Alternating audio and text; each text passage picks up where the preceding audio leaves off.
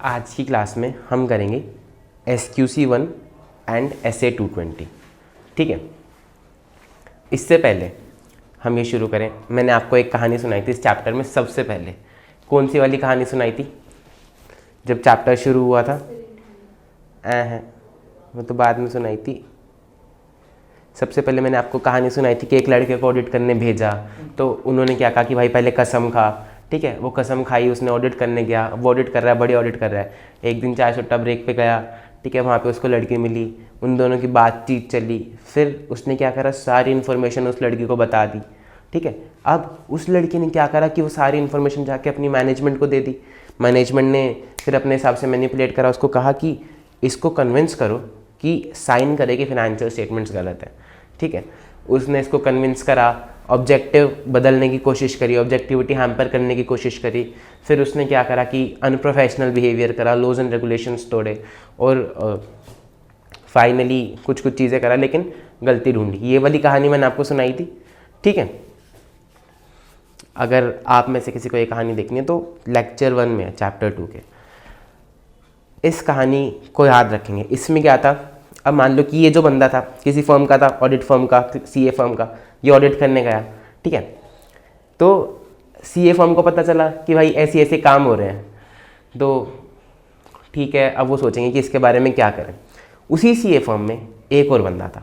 ठीक है, तो उसने जाके पार्टनर को बोला कि सर देखो कैसे कैसे लोग आ जाते हैं हमारी फर्म में, लेकिन आप चिंता मत करो, मैं आपकी फर्म में हूँ, मैं आपकी फर्म को फ़ायदा कराऊंगा। उसकी वजह से तो आपकी फर्म का नाम खराब हो जाएगा अगर ये बात बाहर आ गई तो, लेकिन मैं आपकी फर्म को फ़ायदा कराऊंगा। कह रहे भाई कैसे कराएगा फ़ायदा? कह रहा मैं क्लाइंट ढूंढ के लाऊंगा आपके लिए, अच्छे खासे बड़े बड़े क्लाइंट्स, तो उससे आपको प्रॉफिट आएगा। ठीक है, तो पार्टनर कह रहे जा भाई जा, तू ढूंढ के ला यार क्लाइंट्स, पहले ही बहुत सरदर्दी है, उसने सब कांड कर दिया, तो अब देखना पड़ेगा कि इसको कैसे समेटना रायतों को। तो भाई गया क्लाइंट ढूंढने। ठीक है, किसको भेजें? तेरे को भेजने फिर से नहीं रहने दो, इतनी जल्दी जोक्स नहीं मारते वरना ये भाग जाएगा क्लास से।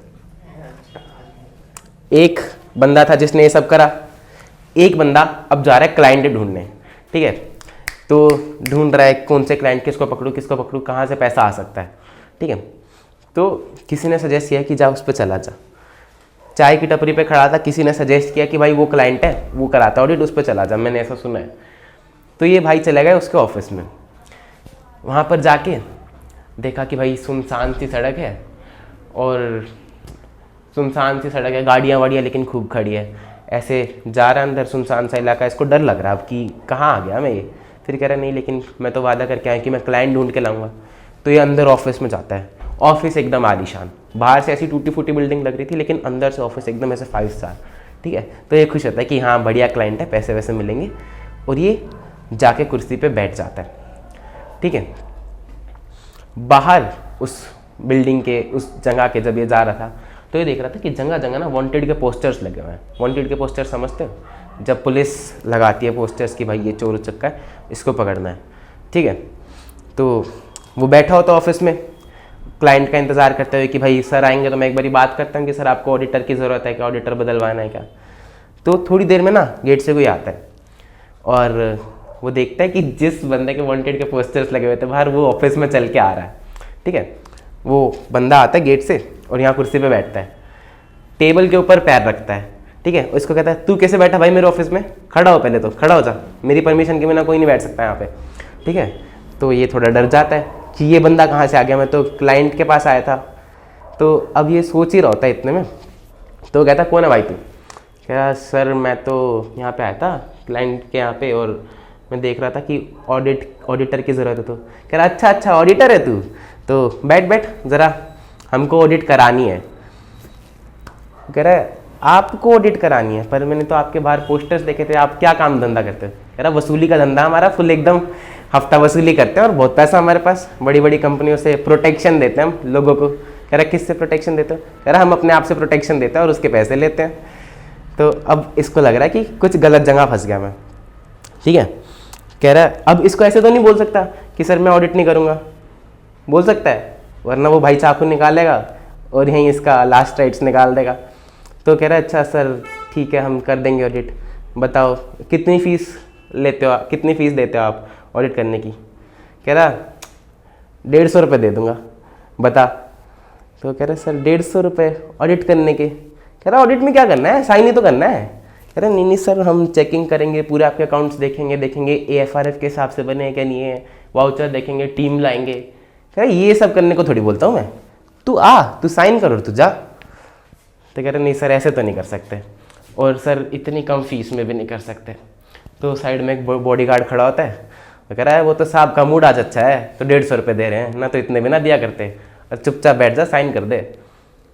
तो वो सोचता है अब क्या करा जाए क्या नहीं करा जाए। कह रहा सर एक बात बताओ, आप करते तो वसूली हो, तो फाइनेंशियल स्टेटमेंट्स कैसे बनेंगे? फाइनेंशियल स्टेटमेंट्स में तो नहीं दिखा सकते वसूली का धंधा, प्रोटेक्शन मनी है, वरना पुलिस पकड़ लेगी, तो क्या दिखाते हो? कह रहा भाई सारे जुगाड़ है भाई के पास, हम मनी लॉन्ड्रिंग भी करते हैं, और जितने भी क्रिमिनल एक्टिविटी से पैसा आता है ना, ब्लैक का वाइट कर देते हैं मनी लॉन्ड्रिंग करके एकदम, और सब फिट कर रखा है, तू बस आ फाइनेंशियल स्टेटमेंट पे साइन कर और चला जा। कह रहा सर एक्चुअली क्या है ना कि मैं कसम खा के आया था कि मैं जो बोलूँगा सच बोलूँगा, तो मैं बिना चेकिंग के ना ऐसे साइन नहीं कर पाऊँगा। तो एक काम करो आप, मैं तो यहाँ पे वैसे ही घूमते फिरते आ गया था, आपके जो पुराने ऑडिटर्स हैं आप उन्हीं से कॉन्टैक्ट करो, उन्हीं से साइन करा देना, वही आपके ऑडिट कर देंगे और मुझे माफ़ करो।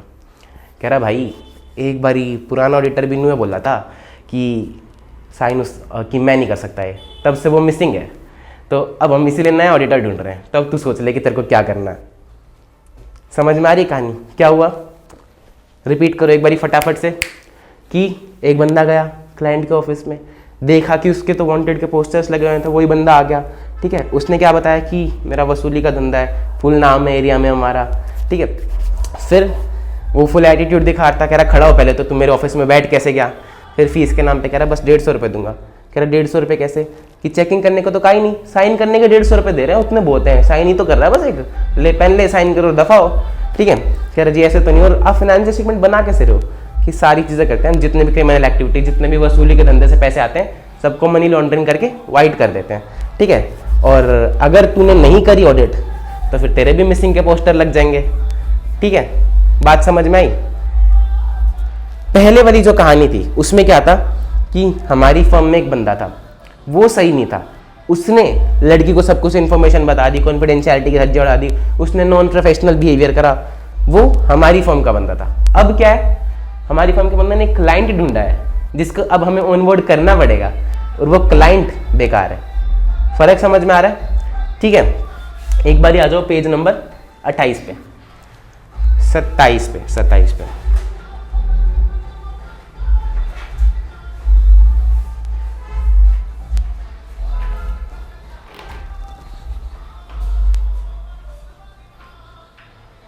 आ गए पेज नंबर 27 पे। यहां पर मैंने एक हाईलाइट कर रखी है चीज, matters that the firm considers with regards to in the integrity of a client. मिला? ठीक है। ये क्या बोलता है कि जब भी आप कोई क्लाइंट ढूंढो तो देखो कि क्या वो क्लाइंट ऑनेस्ट है, क्या वो क्लाइंट इंटीग्रिटी फॉलो करता है, ठीक है। और उस चीज को देखने के लिए आप क्या क्या मैटर्स कंसीडर करोगे। तो सबसे पहले जब वो गया था तो क्या हुआ था, उसके वांटेड के पोस्टर्स लगे हुए थे, तो इससे क्या दर्शाता है, बिजनेस की रेप्यूटेशन बहुत खराब है। देखो उस पे आओ, चार्ट पे आओ, फोटो वाला चार्ट दिख रहा है, ठीक है। बिजनेस की रेप्यूटेशन बहुत खराब है। फिर उसका धंधा क्या था, वसूली करने का, यानी कि नेचर ऑफ क्लाइंट्स बिजनेस बहुत खराब है, अलग।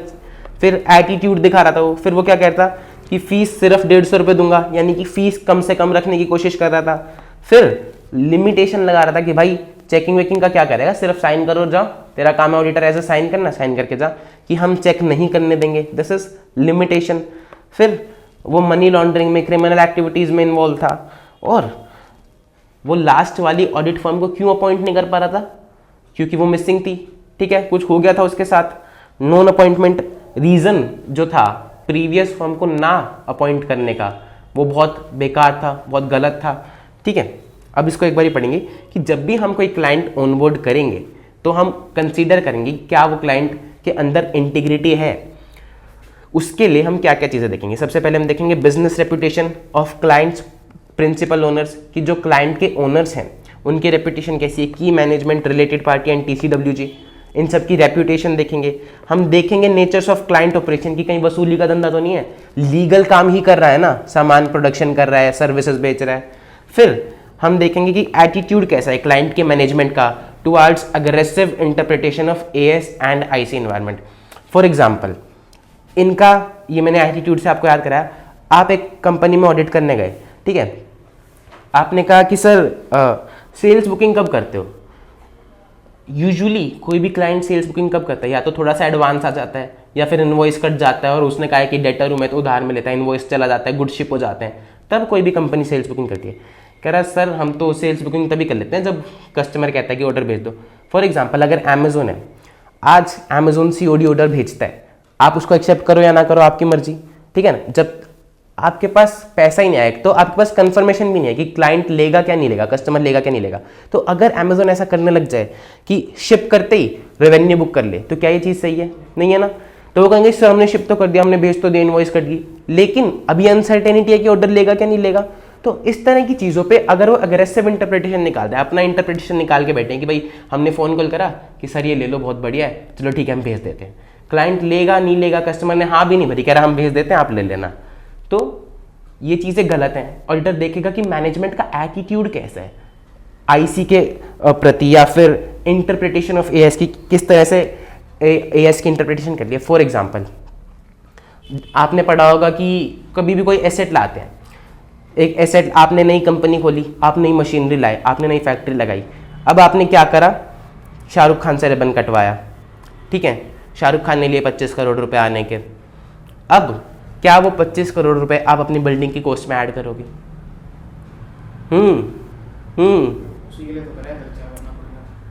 सर अकाउंटिंग स्टैंडर्ड बोलता है कि इनॉग्रेशन कॉस्ट या एडवर्टीजमेंट एक्सपेंसेस आप अपनी पीपीई में ऐड नहीं कर सकते हो। आप सिर्फ वही कॉस्ट ऐड करोगे जो यूजेबल कंडीशन तक लाने में ज़रूरी है। फॉर एग्जाम्पल अगर आपको कोई मैकेनिक आया जिसने उसको असेंबल करा है, उसकी कॉस्ट लगी है। असेंबल करे बिना प्रोडक्शन नहीं हो सकती, लेकिन क्या शाहरुख खान को बिना बुलाए प्रोडक्शन हो सकती है? हो सकती है। तो शाहरुख खान वाला खर्चा ऐड नहीं करेंगे, सिर्फ उतना खर्चा ऐड करेंगे जो कि ज़रूरी है प्रोडक्शन प्रोसेस तक लाने के लिए, यूजेबल कंडीशन में लाने के लिए, ठीक है। लेकिन मैनेजमेंट कह रही है नहीं सर हमने खर्चा भी तो उसी लिए कराया है ताकि लोग हमारे पास आए, ये हो वो हो। हम शुरू ही तब कर रहे हैं जब शाहरुख खान ने रिबन काटा, उससे पहले हम शुरू ही नहीं कर पा रहे। तो ये है गलत इंटरप्रिटेशन। हम देखेंगे कि मैनेजमेंट का एटीट्यूड कैसा है इन इंटरप्रिटेशन के प्रति, ठीक है। अगर एटीट्यूड सही होगा तो क्लाइंट को ऑनबोर्ड करेंगे, वरना नहीं करेंगे। सिमिलरली इंटरनल कंट्रोल्स को लेके एटीट्यूड कैसा है मैनेजमेंट का। फॉर एग्जांपल एंटिटी ने प्रोसेस बना रखी है कि भाई एक बंदा परचेज ऑर्डर लेगा, दूसरा बंदा उसको ऑथराइज करेगा, तीसरा बंदा पेमेंट करेगा, एक बंदा GRN चेक करेगा, यानी कि गुड्स कब वेयर हाउस तक आ गए, फैक्ट्री में आ गए, उसके बाद पेमेंट की जाएगी। लेकिन मैनेजमेंट क्या कर रही है, अपनी मर्जी से प्रोसेस तो बना रखा है, प्रोसेस चल भी रहा है, लोग फॉलो कर रहे हैं। जब मर्जी मैनेजमेंट का मन कर रहा है कि भाई कर दे यार, उसको पेमेंट कर दे, कोई बात नहीं, आते रहेंगे, गुड्स आ जाएंगे, कोई फर्क पड़ता नहीं पड़ता। मैनेजमेंट अपने इंटरनल कंट्रोल्स को खुद ही ओवरराइड कर रही है। तो मैनेजमेंट का एटीट्यूड क्या था, बहुत कैजुअल एटीट्यूड है कि भाई इंटरनल कंट्रोल्स हैं तो ठीक है, प्रोसेस है, लिखने के लिए होते हैं, असली धंधा ऐसे थोड़ी होता है। तो ऑडिटर ये सारी चीज़ें कंसीडर करेगा। क्यों ज़रूरी है? क्योंकि अगर आज ऑनबोर्ड करते टाइम ये सारी चीज़ें नहीं देखेगा तो कल को उसको ऑडिट में दिक्कत आएगी। ऑडिटर कहेगा कि सर आपको ये एक्सपेंस कैपिटलाइज नहीं करने चाहिए थे, वो कहेंगे जी हम तो हर बार ऐसे करते हैं, आप गलत बता रहे हो जी, आपको ये इंटरनल कंट्रोल्स ओवरराइड ऐसे नहीं करने चाहिए जी, हमारी कंपनी धंधा तो ऐसे ही चलता है। तो इस तरह के जवाब मिलेंगे तो ऑडिटर को दिक्कत आएगी कल को ऑडिट करने में। इसीलिए हमें क्लाइंट को ऑनबोर्ड करने से पहले ही ये सारी चीज़ें कंसीडर करके रखनी चाहिए, ठीक है। क्या क्या पढ़ा अब तक हमने? बिजनेस की रेपुटेशन को कंसीडर करना चाहिए। अगर मैनेजमेंट की रेपुटेशन ऐसी है गुंडे वाली, तो फिर ऑडिटर चाह के भी ये नहीं बता पाएगा कि फाइनेंशियल स्टेटमेंट्स गलत है, चाहे गलत हो भी, या फिर नेचर ही ऐसा हो कि भाई इलीगल काम कर रहे हो, तो फिर ऑडिटर कैसे ऑडिट करेगा? एटीट्यूड कैसा है मैनेजमेंट का? लास्ट में फिर फर्म की फीस, क्लाइंट बार बार जोर दे रहा है कि सर फीस कम से कम रखो, फीस कम से कम रखो। इसका ये क्यों देखना चाहिए हमें कि फीस कम से कम रखने के लिए बोल रहे हैं? इसमें क्या कंसर्न है? क्लाइंट क्यों बोल रहा है ऐसा? क्लाइंट, हाँ क्लाइंट बोल रहा है फीस कम से कम रखो। क्लाइंट तो चाहेगा ही वैसे। क्लाइंट तो चाहेगा ही, है ना। फिर हम ये क्यों कंसीडर कर रहे हैं, ये हमारा कंसर्न क्यों है? क्योंकि हो सकता है हम उतनी फीस में नहीं कर सकते। हो सकता है एक कि सर हम तो सब्जी लेने जाते हैं तो सब्जी वाले से भी फीस कम कराते हैं, तो क्या ऑडिटर से नहीं कराएगा? ऑडिटर तो लाखों में चार्ज करता है। हो सकता है क्लाइंट अफोर्ड नहीं कर सकता हो। और क्या रीज़न हो सकता है? ये तो वैलिड रीज़न है, लेकिन और क्या रीज़न हो सकता है? सोचो सोचो। सोचो कि अगर क्लाइंट ने फ्रॉड किया है, क्लाइंट ने कुछ कांड किया है, उसके बाद अफोर्ड भी कर सकता है क्लाइंट, लेकिन फिर भी वो कह रहा है सर फीस कम से कम रखो। ऐसा क्यों कहेगा वो? ताकि वो उसे बाद में कहे कि मेरा फ्रॉड ठीक करने के लिए तू एक्स्ट्रा कह रहा है ताकि वो उसे बाद में कह दे कि मेरा फ्रॉड ठीक करने के पैसे ले ले तू। नहीं, सोचो अगर वो तुम्हें फीस देगा 1 लाख रुपए, देने तो उसको ज़्यादा चाहिए अगर फ्रॉड करना है तो। हाँ देने तो उसको ज़्यादा चाहिए फ्रॉड कर रहा है तो, लेकिन सुनो सुनो सुनो, तुम सोच नहीं पा रहे हो। देखो क्लाइंट कह रहा है कि सर फीस कम से कम रखो। अगर क्लाइंट आपको कम फीस देगा तो आप अपने बंदे भी कम भेजोगे सीए फर्म में से, क्योंकि भाई सैलरी तो आपको देनी है, कम फ्रॉड पकड़े जाए। है ना। आप बंदे कम भेजोगे तो चेकिंग कम होगी, चेकिंग कम होगी तो फ्रॉड पकड़ने के चांसेस कम हो जाएंगे। तो ये भी हमें देखना है कि क्लाइंट कहीं ऐसा तो नहीं फीस कम से कम रखने के लिए बोल रहा है। फिर इन अप्रोप्रिएट लिमिटेशन लगा रहे हैं कि सर परचेज और सेल्स डिपार्टमेंट चेक मत करना, बाकी सब चेक कर लेना। क्यों भाई? नहीं नहीं सर हम नहीं मान रहे, आप परचेज और सेल्स डिपार्टमेंट चेक मत करना। लिमिटेशन का कोई रीज़न नहीं है, हो सकता है उसने फ्रॉड किया हो, इसीलिए लिमिटेशन लगा रहा है। सर हम आपको ऑडिट तभी देंगे जब आप ये दोनों डिपार्टमेंट नहीं चेक करोगे। लिमिटेशन का कोई ना कोई तो रीज़न होगा, अगर जस्टिफाइड होगा तो वो बता देगा, अदरवाइज इनअप्रोप्रिएट होगा कि उसने कुछ ना कुछ गड़बड़ कर रखी है। तो हमें ये कंसीडर करना है पहले कि कहीं इनअप्रोप्रिएट लिमिटेशन तो नहीं लगा रहा ऑडिट शुरू करने से पहले। फिर मनी लॉन्ड्रिंग या अदर क्रिमिनल एक्टिविटीज़ में तो इन्वॉल्व नहीं है, हम उसका ऑडिट नहीं करेंगे। ऑडिट का काम क्या है? पब्लिक का ट्रस्ट बढ़ाना। हम उनकी फाइनेंशियल स्टेटमेंट पे ट्रस्ट बढ़ा रहे हैं जो पब्लिक का ही कत्ल कर रहे हैं, तो ऐसी चीज़ें हमें नहीं करनी है। फिर हम देखेंगे कि रीज़न क्या है लास्ट ऑडिट फर्म के नॉन रीअपॉइंटमेंट का। इस बार नया ऑडिटर क्यों अपॉइंट कर रहे हैं? हो सकता है कि लास्ट ऑडिट फर्म को उन्होंने फीस ही नहीं दी, उन्होंने सारे साल काम किया, फीस दे ही नहीं रहे, तो ऑडिट फर्म कह दी कि हम नहीं आ रहे, तो अब ये नया ऑडिटर ढूंढ रहे हैं। जब उनको नहीं दी तो हमको क्यों देंगे? लास्ट ऑडिट फर्म को धमकी दे रहे थे कि भाई तुम ये करो, तुम वो करो, तुम ये लिखो कि ठीक है, वरना फिर केस कर देंगे, वरना फिर कुछ और कर देंगे, ये सब धमकी दी जा रही थी। तो इस बार ऑडिट फर्म आई नहीं वो, ठीक है, और इस बार हमको पकड़ रहे, तो उनके साथ ये किया था तो हमारे साथ भी ये करेंगे। इसीलिए ये सारी चीज़ें कंसिडर करनी चाहिए कोई भी क्लाइंट ऑन बोर्ड करने से पहले, ठीक है। लॉजिक समझ में आता है? कोई डाउट, दिक्कत, परेशानी? एक बारी प्लीज़ पढ़ो फटाफट।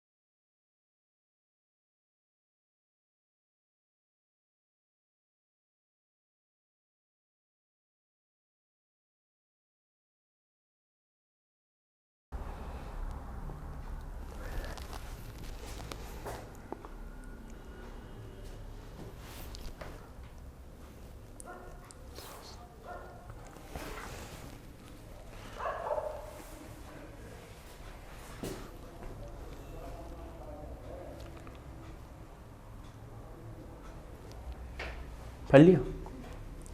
देखो एक बंदा था जो कि खुद कांड करके आया, एक बंदा क्लाइंट ऐसा पकड़ के लाया जिससे फर्म का नाम डूब जाएगा आप।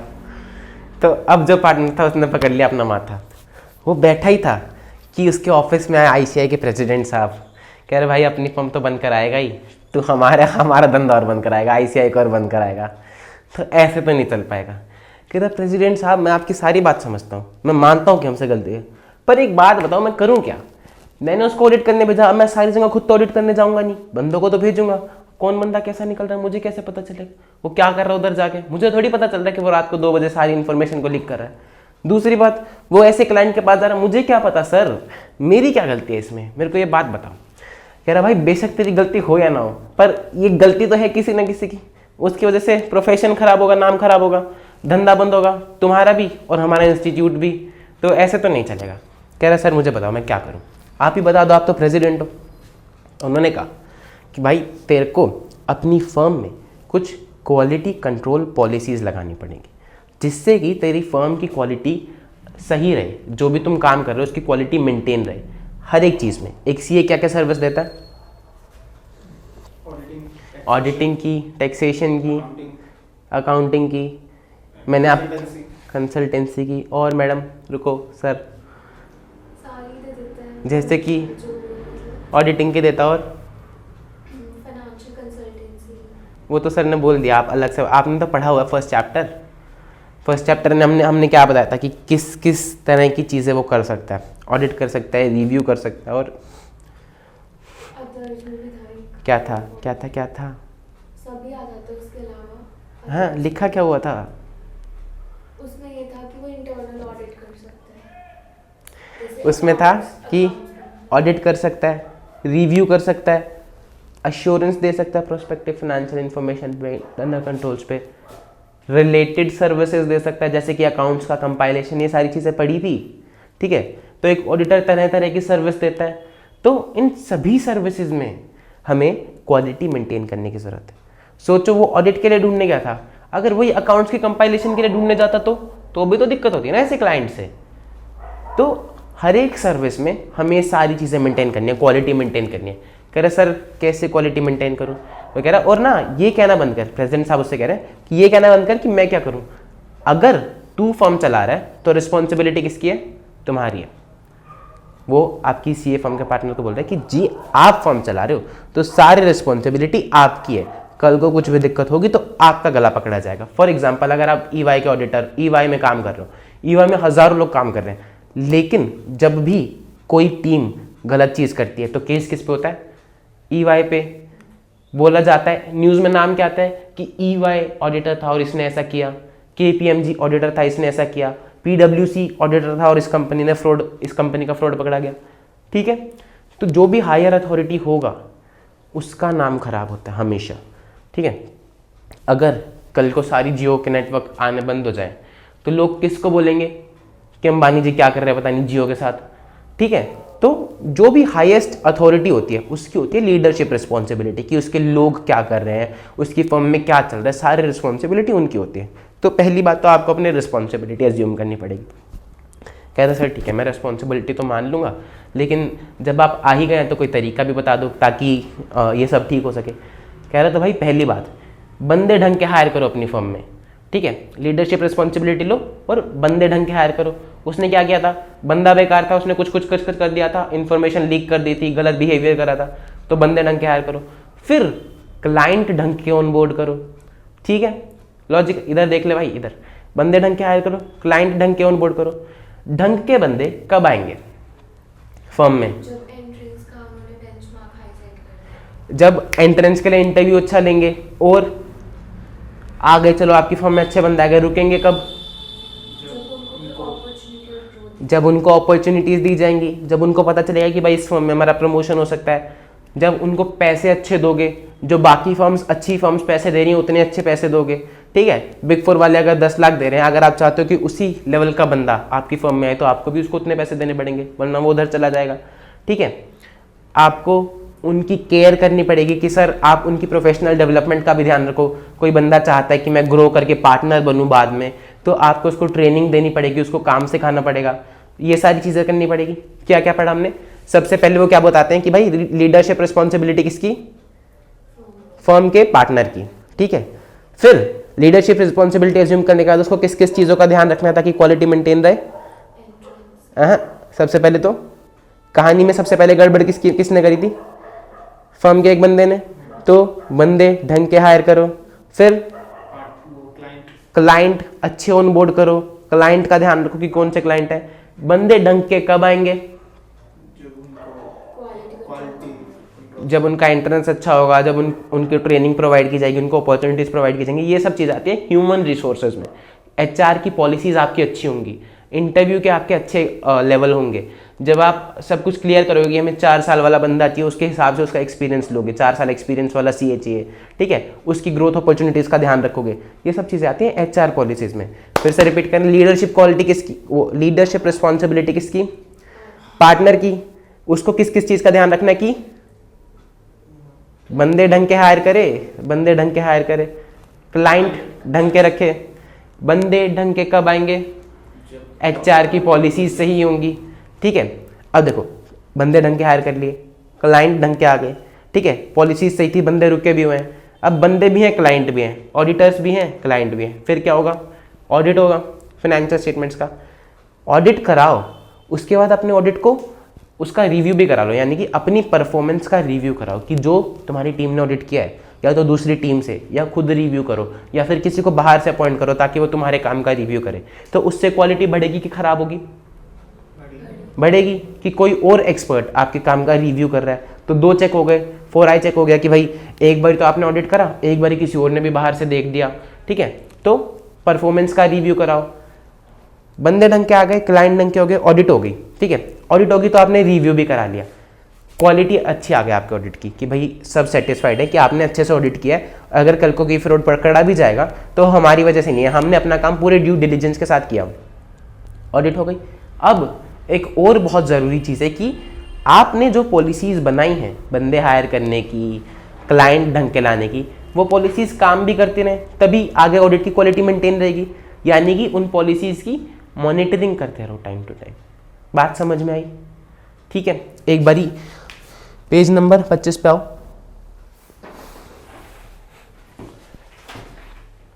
पच्चीस पे एक छोटा सा चार्ट दिख रहा नीचे, हैंड रिटन डब्बे में, देखो इसमें क्या लिखा है। सबसे पहले उन्होंने क्या समझाया कि भाई लीडरशिप रिस्पॉन्सिबिलिटी किसकी, पार्टनर की, ठीक है। फिर बंदे ढंग के हायर करो, यानी कि ढंग के बंदे कब होंगे, उस इंसान ने क्या किया था, फंडामेंटल प्रिंसिपल्स का वायलेशन किया था, तो वो फंडामेंटल प्रिंसिपल्स फॉलो करें और इंडिपेंडेंट रहें, ठीक है। ढंग के बंदे कब बोलेंगे, जब वो फंडामेंटल प्रिंसिपल्स का पालन करेंगे और इंडिपेंडेंट होंगे। फिर क्लाइंट ढंग के लाओ, ठीक है। उसके लिए ऐसा नहीं कि भाई क्लाइंट ऑडिट दे रहा है तो लपक लिया कि भाई कोई भी ऑडिट दे रहा है पैसे मिलेंगे ले लो, नहीं। क्लाइंट के लिए पॉलिसी सेट करो कि कब हमें क्लाइंट की एक्सेप्ट करेंगे ऑडिट। ऐसा क्लाइंट है तो ऑडिट एक्सेप्ट करो ही मत, ठीक है। क्लाइंट बोल रहा है कि एफआरएफ के हिसाब से बनाए नहीं तो ऑडिट एक्सेप्ट करो ही मत, ठीक है। तो acceptance and continuance of client relationship, इसके लिए पॉलिसीज बनाओ। फिर मैंने आपको समझाया था बंदे ढंग के लाओ, क्लाइंट ढंग के लाओ। बंदे ढंग के कब आएंगे फर्म में और कब टिकेंगे, जब एचआर की पॉलिसीज अच्छी होंगी, ठीक है। तो एचआर की पॉलिसीज को ठीक करो। एचआर की पॉलिसीज में क्या आएगा, रेलिवेंट एक्सपीरियंस के बंदों को लाओ, उनके प्रोमोशनल अपॉर्चुनिटीज़ का ध्यान रखो, उनकी वेलबींग का ध्यान रखो, ठीक है। क्लाइंट आ गए, बंदे आ गए, सॉरी बंदे आ गए, क्लाइंट आ गए, अब ऑडिट होगी। ऑडिट होगी तो उसका रिव्यू कराओ, ऑडिट का रिव्यू कराओ कि आपने जैसे ऑडिट किया है वो सही किया है कि नहीं किया है। समझ में आ रही है बात, ठीक है। ऑडिट का रिव्यू करा लिया, सब आपकी ऑडिट से सेटिस्फाइड है, कोई भी गलती नहीं निकल रही है, क्लाइंट भी सेटिस्फाइड है। अब ये क्वालिटी मेंटेन कैसे रहेगी, जब आप लगातार मॉनिटरिंग करते रहोगे कि ये जो सारी पॉलिसीज़ हैं ये फॉलो हो रही हैं कि नहीं हो रही, ठीक है। देखो अब चार्ट पढ़ेंगे एक बारी। सबसे पहले उन्होंने बताया लीडरशिप रिस्पॉन्सिबिलिटी के बारे में कि लीडरशिप रिस्पॉन्सिबिलिटी पार्टनर की। फिर सही एम्प्लॉइज लाओ। सही एम्प्लॉइज कब होंगे, जब वो एथिकल रिक्वायरमेंट्स का पालन करेंगे, यानी कि फंडामेंटल प्रिंसिपल्स का और इंडिपेंडेंस का, ठीक है। फिर सही क्लाइंट लाओ, वसूली भाई के जैसा क्लाइंट मत लेके आओ। उसके लिए आपको पॉलिसीज बनानी पड़ेंगी acceptance and continuance of client relationship के लिए, ठीक है। फिर सही एम्प्लॉइज आएंगे कैसे और टिकेंगे कैसे, जब एचआर पॉलिसीज सही होंगी। एम्प्लॉइज से आरो निकल रहा नीचे, ठीक है। दोनों आ गए, ऑडिट कराओ, ऑडिट करा ली। अब उस ऑडिट का एंगेजमेंट परफॉर्मेंस रिव्यू कराओ कि आपने कैसी परफॉर्मेंस दी, उसका रिव्यू होगा। परफॉर्मेंस अच्छी आ गई, ऑडिट अच्छे से हो गई, एरो निकल रहा है एक छोटे से डब्बे में साइड में। अब इन सभी पॉलिसीज़ की मॉनिटरिंग करते रहो, ठीक है। यहाँ तक कोई भी और दिक्कत परेशानी? अब मैं पूछूंगा तो बता दोगे? बताओ बताओ बताओ। अब तक मैंने क्या बताया? पहले नहीं, आप नहीं बताओ, वो बताएगा। पहले क्लाइंट जो एम्प्लॉई है वो अच्छा लेंगे, उसके लिए एचआर पॉलिसी हमारी अच्छी है। उससे भी पहले अरे मैडम रुको ना, रुको। प्रेसिडेंट साहब आए तो क्या कह रहे थे? लीडरशिप रिस्पॉन्सिबिलिटी है वो पार्टनर की है। लीडरशिप रिस्पॉन्सिबिलिटी आपकी है सर, पार्टनर की है। फिर हम एम्प्लॉय अच्छा रखेंगे, एम्प्लॉय अच्छे रखेंगे और क्लाइंट अच्छे लाएंगे। एम्प्लॉय अच्छे कौन से होते हैं? जो एचआर की पॉलिसी जो फंडामेंटल प्रिंसिपल्स प्लस इंडिपेंडेंस का पालन करें। ऐसे एम्प्लॉयज़ कब आएंगे? जब एचआर की पॉलिसी अच्छी आपकी एचआर पॉलिसी सही होंगी। ठीक है, बंदे अच्छे आ गए, क्लाइंट अच्छे आ गए, अब ऑडिट कराएंगे। फिर ऑडिट कर लिया, एंगेजमेंट परफॉर्मेंस का रिव्यू होगा। ठीक है, आपकी क्वालिटी से सब सेटिस्फाइड हैं, तो एक क्वालिटी मेंटेन कैसे रहेगी? जब आप लगातार मॉनिटरिंग कराते रहेंगे। ठीक है,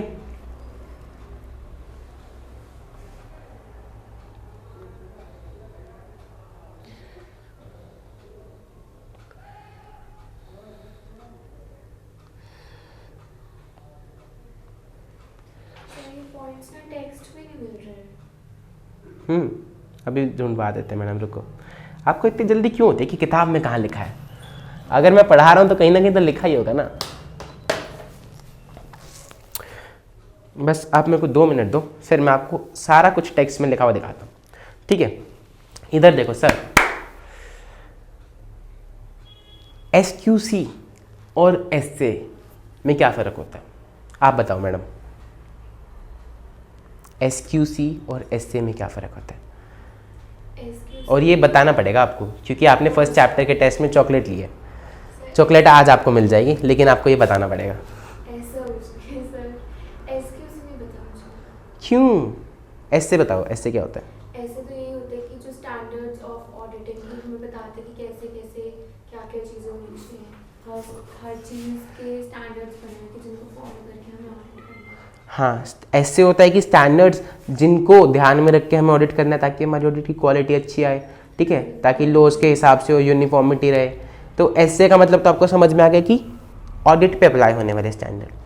SQC होता है स्टैंडर्ड ऑफ क्वालिटी कंट्रोल। मैंने अभी आपको समझाया कि एक CA फर्म ऑडिटिंग भी करती है, रिव्यू भी करती है, अश्योरेंस भी देती है और रिलेटेड सर्विसेज भी देती है। तो इस सारी चीज़ों की क्वालिटी मेंटेन रहे, तो इसके लिए फर्म अपने ऊपर कुछ स्टैंडर्ड्स अप्लाई करती है। हर एक CA फर्म के ऊपर SQC अप्लाई होता है, स्टैंडर्ड ऑन क्वालिटी कंट्रोल, ताकि इन सभी सर्विसेज की क्वालिटी मेंटेन रहे, अच्छी रहे। ठीक है, देखो किसी भी सर्विस की क्वालिटी ख़राब होगी तो CA फर्म का नाम खराब होगा। लोग कहेंगे कि CA है, उसका अकाउंट्स बनाने नहीं आते, तो प्रोफेशन का नाम खराब होगा। ठीक है, तो SQC बन लगता है फर्म के ऊपर और इन चारों के ऊपर, ऑडिटिंग, रिव्यू, अश्योरेंस या फिर रिलेटेड सर्विस। SA किसके ऊपर लगता है? सिर्फ ऑडिटिंग के ऊपर। ठीक है, सिर्फ ऑडिटिंग के ऊपर ये लगता है, फर्म के ऊपर, सारी चीज़ों के ऊपर, सारी सर्विसेज के ऊपर। अब एक बारी पढ़ते हैं। SQC सिर्फ एक है, SQC 1। आ जाओ पेज नंबर 24 पे, जहाँ से आपके हॉरिजॉन्टल पेजेस की शुरुआत हो रही है। अब हम यहाँ से पढ़ते जाएंगे और आपको सब कुछ टेक्स्ट में लिखा हुआ मिल जाएगा। ये चार्ट छोटा सा याद हो गया? ठीक है, हाँ 2 मिनट में अभी बैठ जाओ।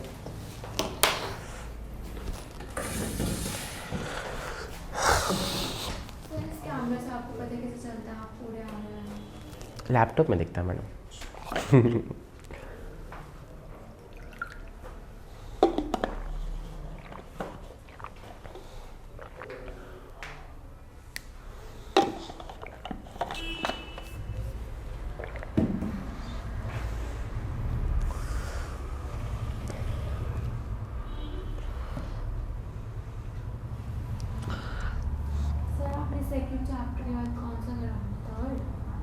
अब सीरियल वाइज ही होंगे यार, 3rd और 4th। फिर 4th के साथ एक दूसरा चैप्टर कवर कराएंगे विच इज़ 6th, फिर 5th पे आएंगे। क्यों, पढ़ के आने वाले हो पहले से? पढ़ा ना। आप मेरा ही होमवर्क पढ़ लेना मैडम घर जाके।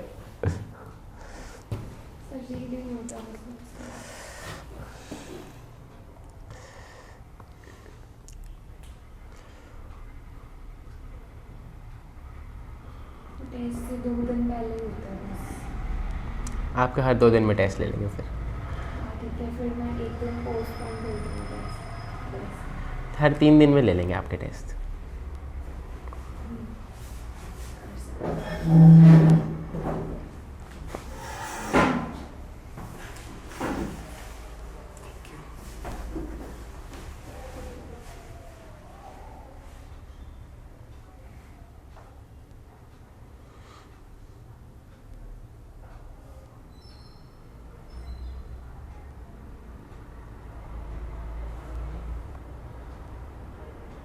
आगे बढ़ा दिया। आगे हाँ 1 मिनट रुक जाओ बस। इतना बड़ा है तो मेरे को दिखता है तो क्लास में आता है। मेरे को ध्यान ही नहीं आपका। नहीं बस 1 minute.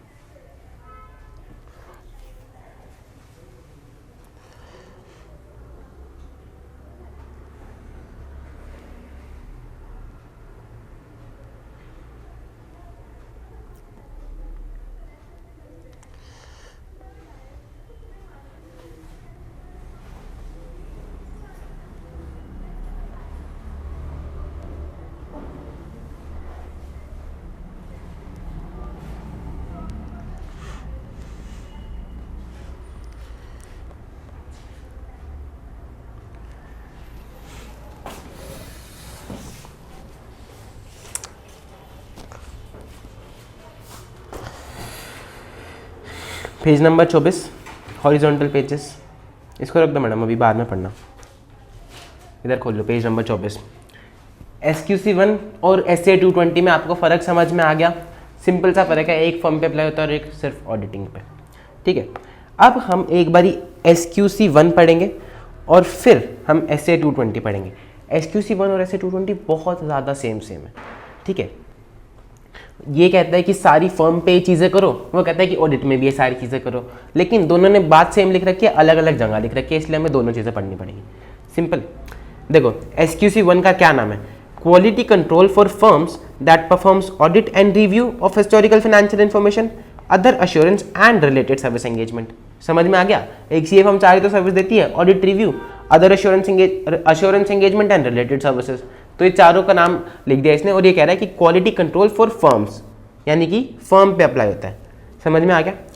SQC1 requires that the firm should establish a system of quality control designed to provide it with reasonable assurance that the firm and its personnel comply with professional standard. एक ऐसा सिस्टम बनाना चाहिए जिससे कि firm को assurance मिले, reasonable assurance मिले कि खुद फर्म और उसके लोग प्रोफेशनल स्टैंडर्ड्स के हिसाब से काम कर रहे हैं। And legal and regulatory requirements and that reports issued by the firm or engagement partners are appropriate in all the circumstances. कि फर्म और उनके लोग प्रोफेशनल स्टैंडर्ड्स के हिसाब से काम कर रहे हैं, लीगल और रेगुलेटरी रिक्वायरमेंट्स के हिसाब से काम कर रहे हैं, और जो रिपोर्ट इशू करी जा रही है वो अप्रोप्रिएट है कंसिडरिंग द एंटिटीज सर्कमस्टांसेस। ठीक है, रिपोर्ट सही है। Firm system of quality control should consist of policies design to achieve these objectives. ये ABCDEF 6 ऑब्जेक्टिव्स हैं, इन सब के ऊपर पॉलिसीज बनानी है। ठीक है, elements of system of quality control बोलते हैं इसको। पहली क्या है? Leadership responsibility for quality within the firm, मिल रहा है। फिर एथिकल रिक्वायरमेंट्स, पहला क्या था? लीडरशिप रिस्पॉन्सिबिलिटी आपकी, बंदे ढंग के हायर करो, यानी कि एथिकल रिक्वायरमेंट्स फॉलो करने वाले। Acceptance and continuance of client relationship and specific engagement, client ढंग के लाओ। ठीक है, ह्यूमन रिसोर्स की पॉलिसीज, बंदे ढंग के कब आएंगे? जब ह्यूमन रिसोर्स की पॉलिसीज सही होंगी।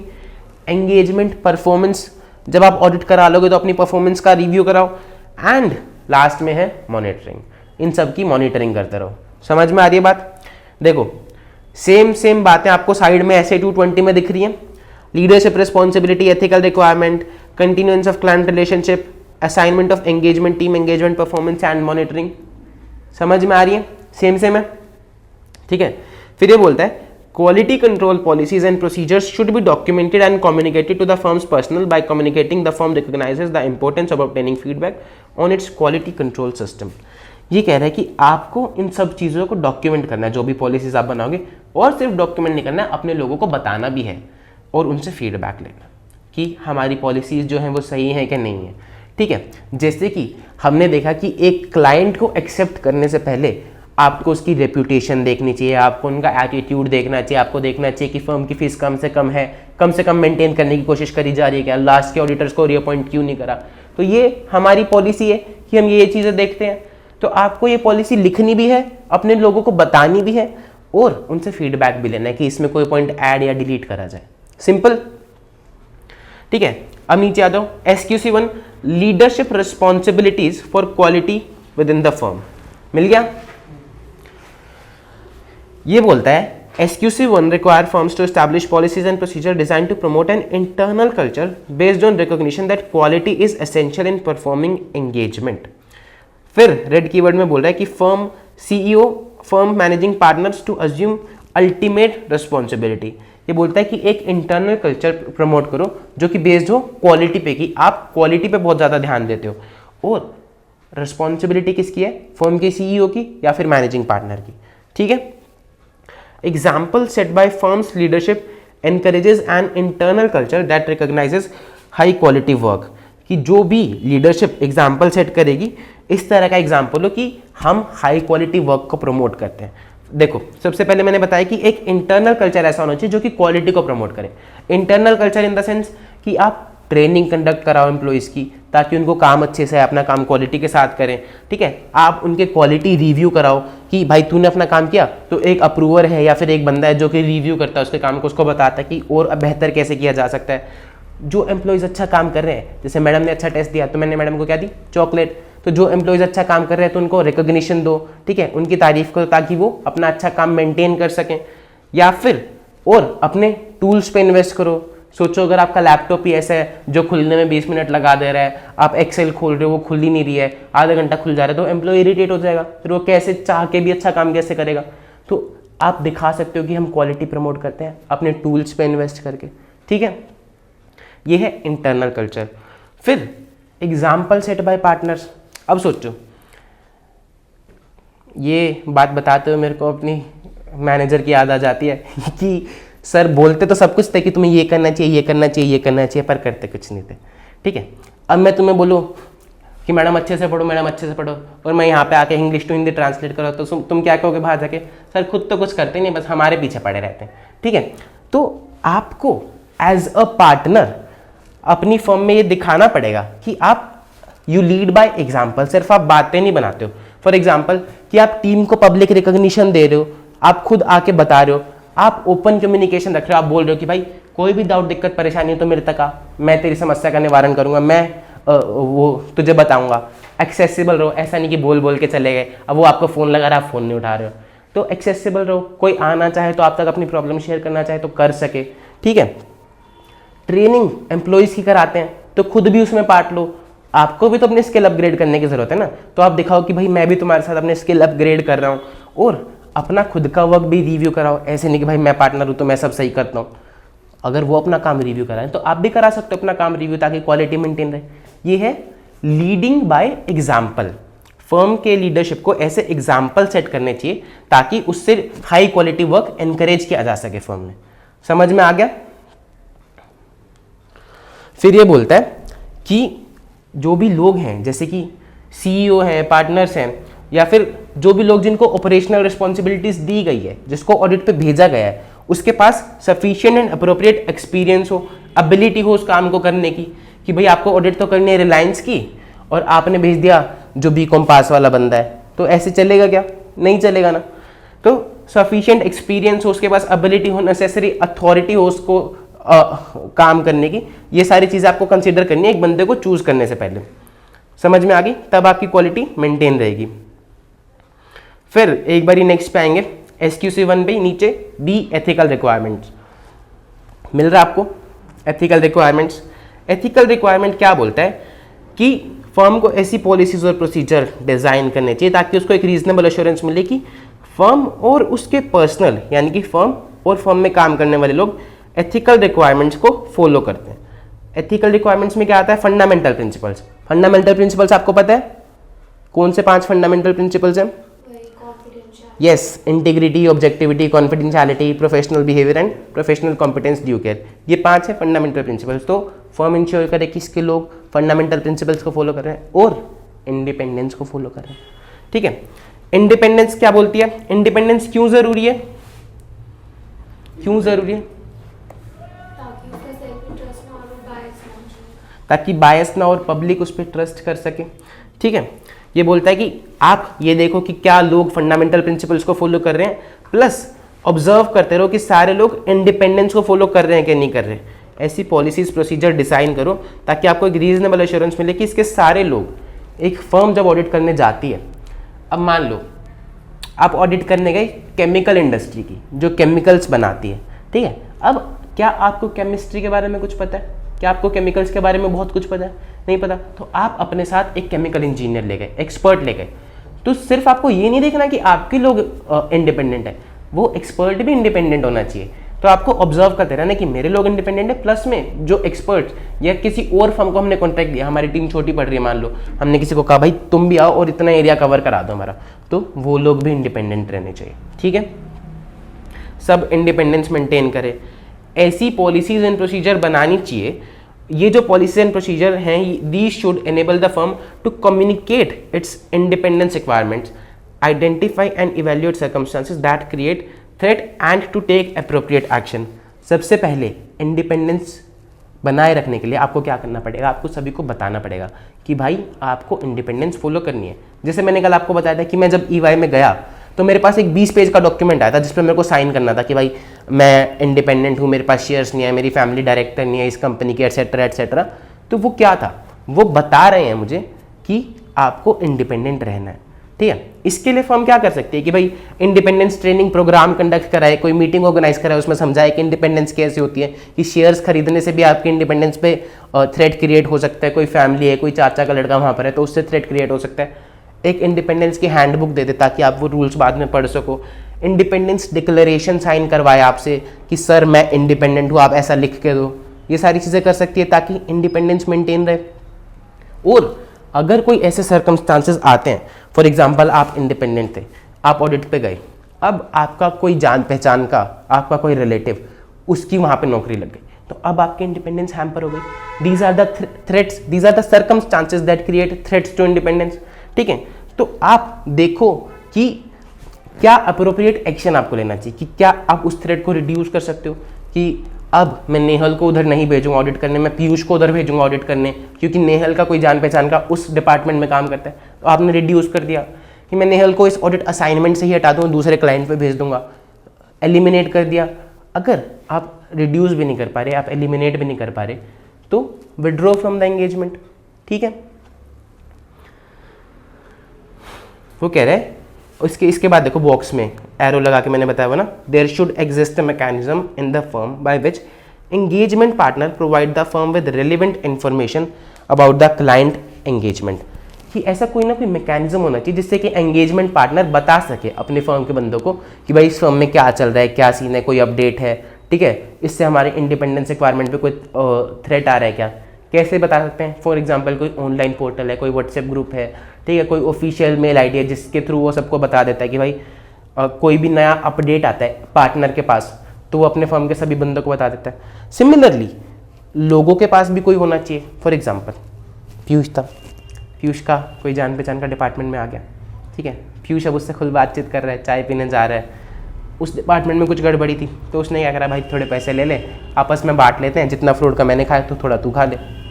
पीयूष ने कर ली सेटिंग, लेकिन पीयूष को किसी ने देख लिया अपनी ही ऑडिट टीम में से। तो अब ऐसा कुछ होना चाहिए ना कि भाई वो बंदा जाके पार्टनर को बता सके कि हमारी फर्म की इंडिपेंडेंस हैम्पर हो रही है। तो ऐसी चीज़ें हो सकती हैं। फॉर एग्जांपल फर्म क्या कर सकती है, एक हॉटलाइन क्रिएट कर सकती है, एक नंबर क्रिएट कर सकती है कि भाई आप इस पर अपना नाम बताने की ज़रूरत नहीं, आपने क्या थ्रेट नोटिस किया आप कॉल करके बता दो। ठीक है, तो दोनों के लिए होनी चाहिए, पार्टनर अपने लोगों को बता सके और लोग पार्टनर को बता सकें। इस तरह की पॉलिसीज प्रोसीजर आपको मेंटेन करनी चाहिए। All breaches of independence should be promptly notified for the firm for appropriate action. कोई भी ऐसा काम हुआ है जिससे कि हमारी इंडिपेंडेंस हार्म हुई है तो वो झट से फर्म को बता देनी चाहिए। और ये बोलता है कि at least annually the firm should obtain written confirmation of compliance with its policies and procedures on independence. कि साल में एक बार तो आप अपने लोगों से लिखवा के ले लो कि मैं इंडिपेंडेंट हूँ जो भी हमारे क्लाइंट पे मैं काम कर रहा हूँ। ठीक है, यहाँ तक बात समझ में आती है सबको। प्लीज़ एक बार ही पढ़ोगे शुरू से लेके अब तक जो मैंने पढ़ाया और मुझे बताओगे कि कोई डाउट दिक्कत परेशानी है तो। सर जो ये एलिमिनेट रिड्यूस और विड्रॉ वाली बात है, यस अगर उधर वहाँ पे जाके पता चलता है उस कंपनी में कि हाँ। अटेंडेंस हैम्पर हो हाँ हाँ हाँ तो भी हो जाता है। हाँ हाँ, अगर आपने काम करना शुरू कर दिया, उससे पहले नहीं पता कि हम जहाँ ऑडिट के लिए जा रहे हैं वहाँ पे कोई लोग नहीं है, हाँ, बट जाने के बाद पता चला। और पता क्या चला, मान लो था ही नहीं कोई, अब बाद में किसी की नौकरी लग गई सीनियर पोजीशन पे, सर्कमस्टांसेस चेंज हो गए, तो इंडिपेंडेंस हैम्पर हो रही है। तो अब हम ये एप्रोप्रिएट एक्शन लेंगे कि आपको शिफ्ट कर दिया, आपकी जगह किसी और को भेज दिया, या फिर हमने ऑडिट एंगेजमेंट से ही विड्रॉ कर लिया। और जैसे मतलब कोई से दूर का नोन है तो हम तो उसको फिर बताएंगे ही नहीं। हम ये देखेंगे कि क्या हमारी इंडिपेंडेंस हैम्पर हो रही है क्या। नून वाले की बात नहीं है, नून से कोई भी हो, अगर मान लो आपका सगा भाई है लेकिन आपकी उससे 36 का आंकड़ा बनती ही नहीं, तो आपकी इंडिपेंडेंस हैम्पर हो ही नहीं रही। ऑब्जेक्टिव ये है कि इंडिपेंडेंस हैम्पर नहीं होनी चाहिए। पढ़ लो एक बारी तीनों पेज जो मैंने अभी पढ़ाए। हाँ, अगर हम बताएं ना कि ये जैसे हमारे रिलेशन में है या कुछ और फर्म को, फिर किताब मैंने लिखा, प्रैक्टिकल में भाई हो सकता है अब तुम ना बताओ, फिर कल को उसको पता लग गया अगर, तो वो तुमसे जवाब मांगेगा। देखो सीधी सी बात क्या है, इंडिपेंडेंस क्यों होनी चाहिए, जनता का ट्रस्ट होना चाहिए। नहीं कह रही हमारी इंडिपेंडेंस यहाँ पे नहीं हुई है तो है जहाँ। तुम कैसे कहते, इंडिपेंडेंस ऑफ अपीयरेंस, अगर किसी थर्ड पार्टी को ये बात पता चली कि भाई तुम्हारा नोन में है, फिर इंडिपेंडेंस ऑफ अपीयरेंस हैम्पर हो गई।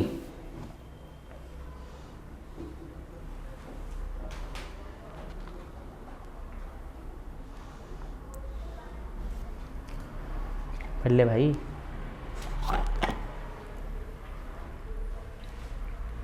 सर जैसे फॉर्म जो होती है जो उन्होंने 5 ईयर्स का कर लेती है ऑडिट, तो वैसे उनकी तो नॉन में आपस में क्लाइंट्स उनसे बन जाती है ना जान पहचान, तो ये इंडिपेंडेंस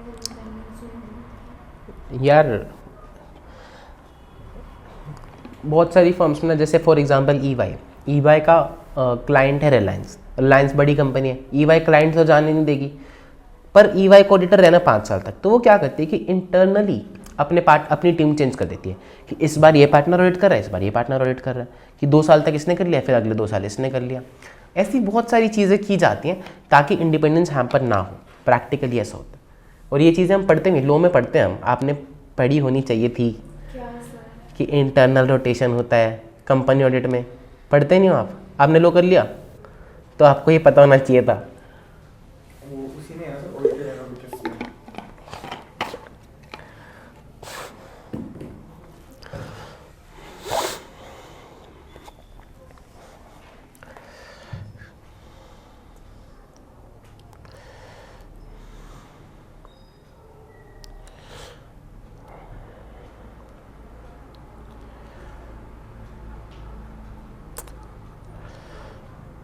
भाई थोड़ा सा लंबा खिंच जाएगा है लेक्चर पीयूष।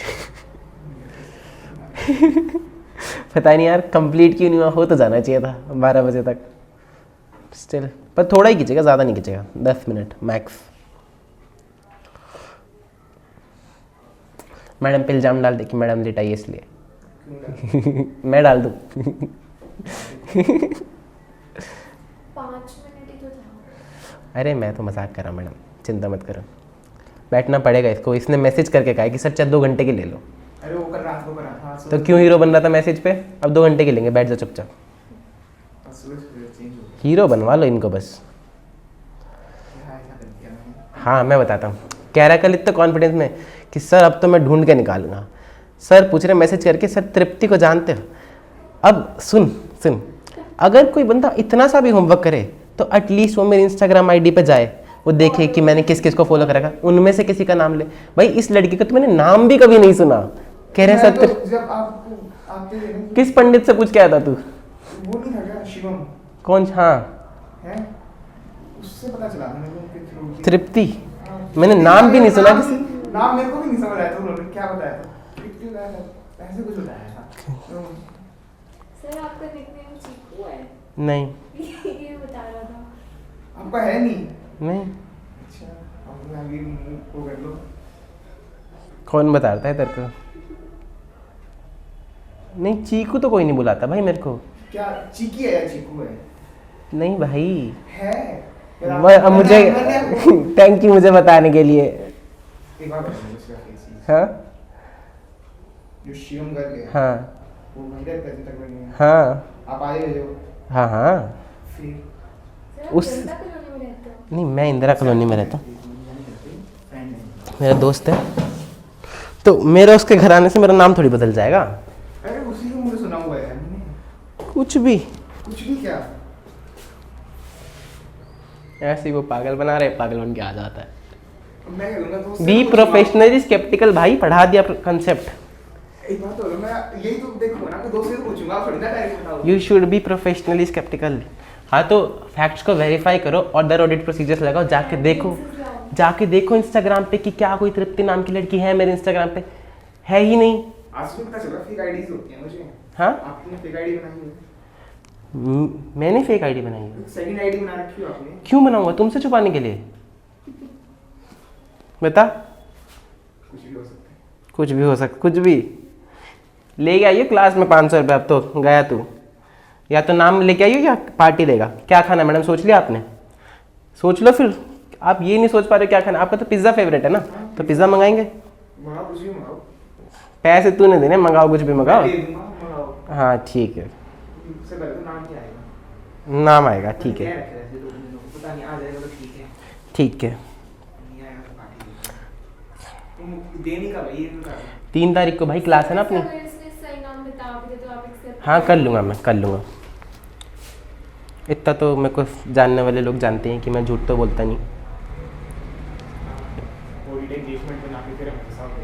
अब फिर से हम ऑडिट कुछ में करोगे, एविडेंस लाओ, ये लाओ। मैं सारे कॉन्सेप्ट पढ़ा रहा हूँ, तुम्हें वेरीफाई करना चाहिए ना भाई।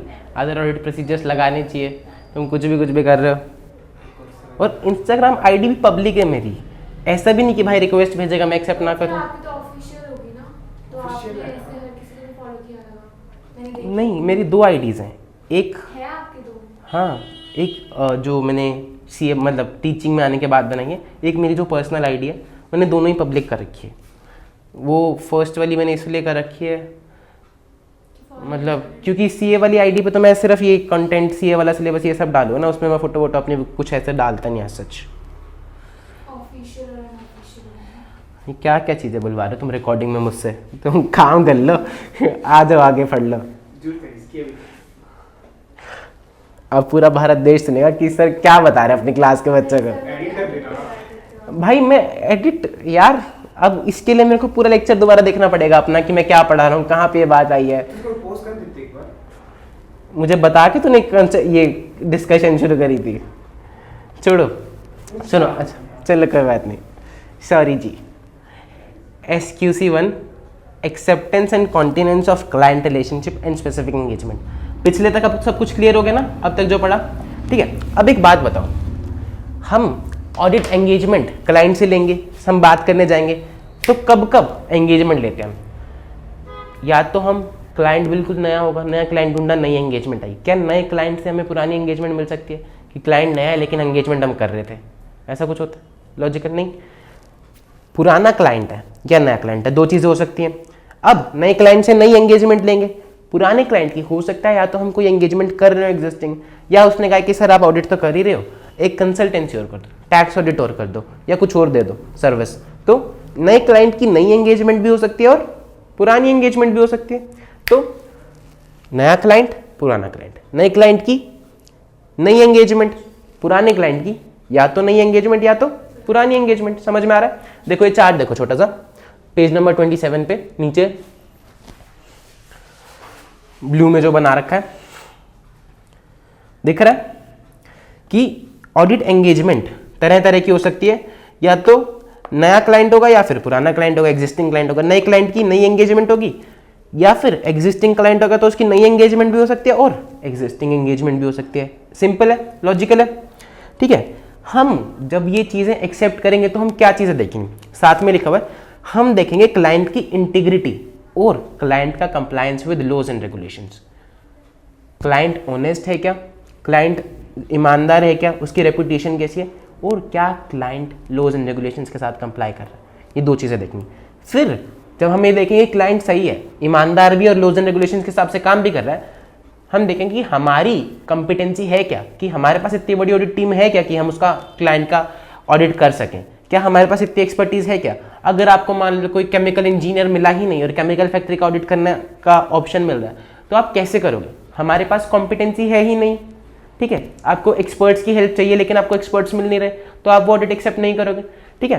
तो या फिर रिलायंस का ऑडिट आपको ऑफर किया जा रहा है लेकिन आपकी टीम ही इतनी बड़ी नहीं है, ठीक है, आपकी टीम ही 10 लोगों की है, तो आप रिलायंस का ऑडिट नहीं कर सकते। तो आप देखोगे क्लाइंट की इंटीग्रिटी और compliance with laws and regulations, अपना कॉम्पिटेंस, 2 चीजें क्लाइंट की, 1 चीज हमारी, ठीक है। इंटीग्रिटी और कंप्लायंस क्लाइंट का और अपना कॉम्पिटेंस, हमारी ऑडिट फर्म की कॉम्पिटेंस। चार्ट समझ में आ गया, ठीक है।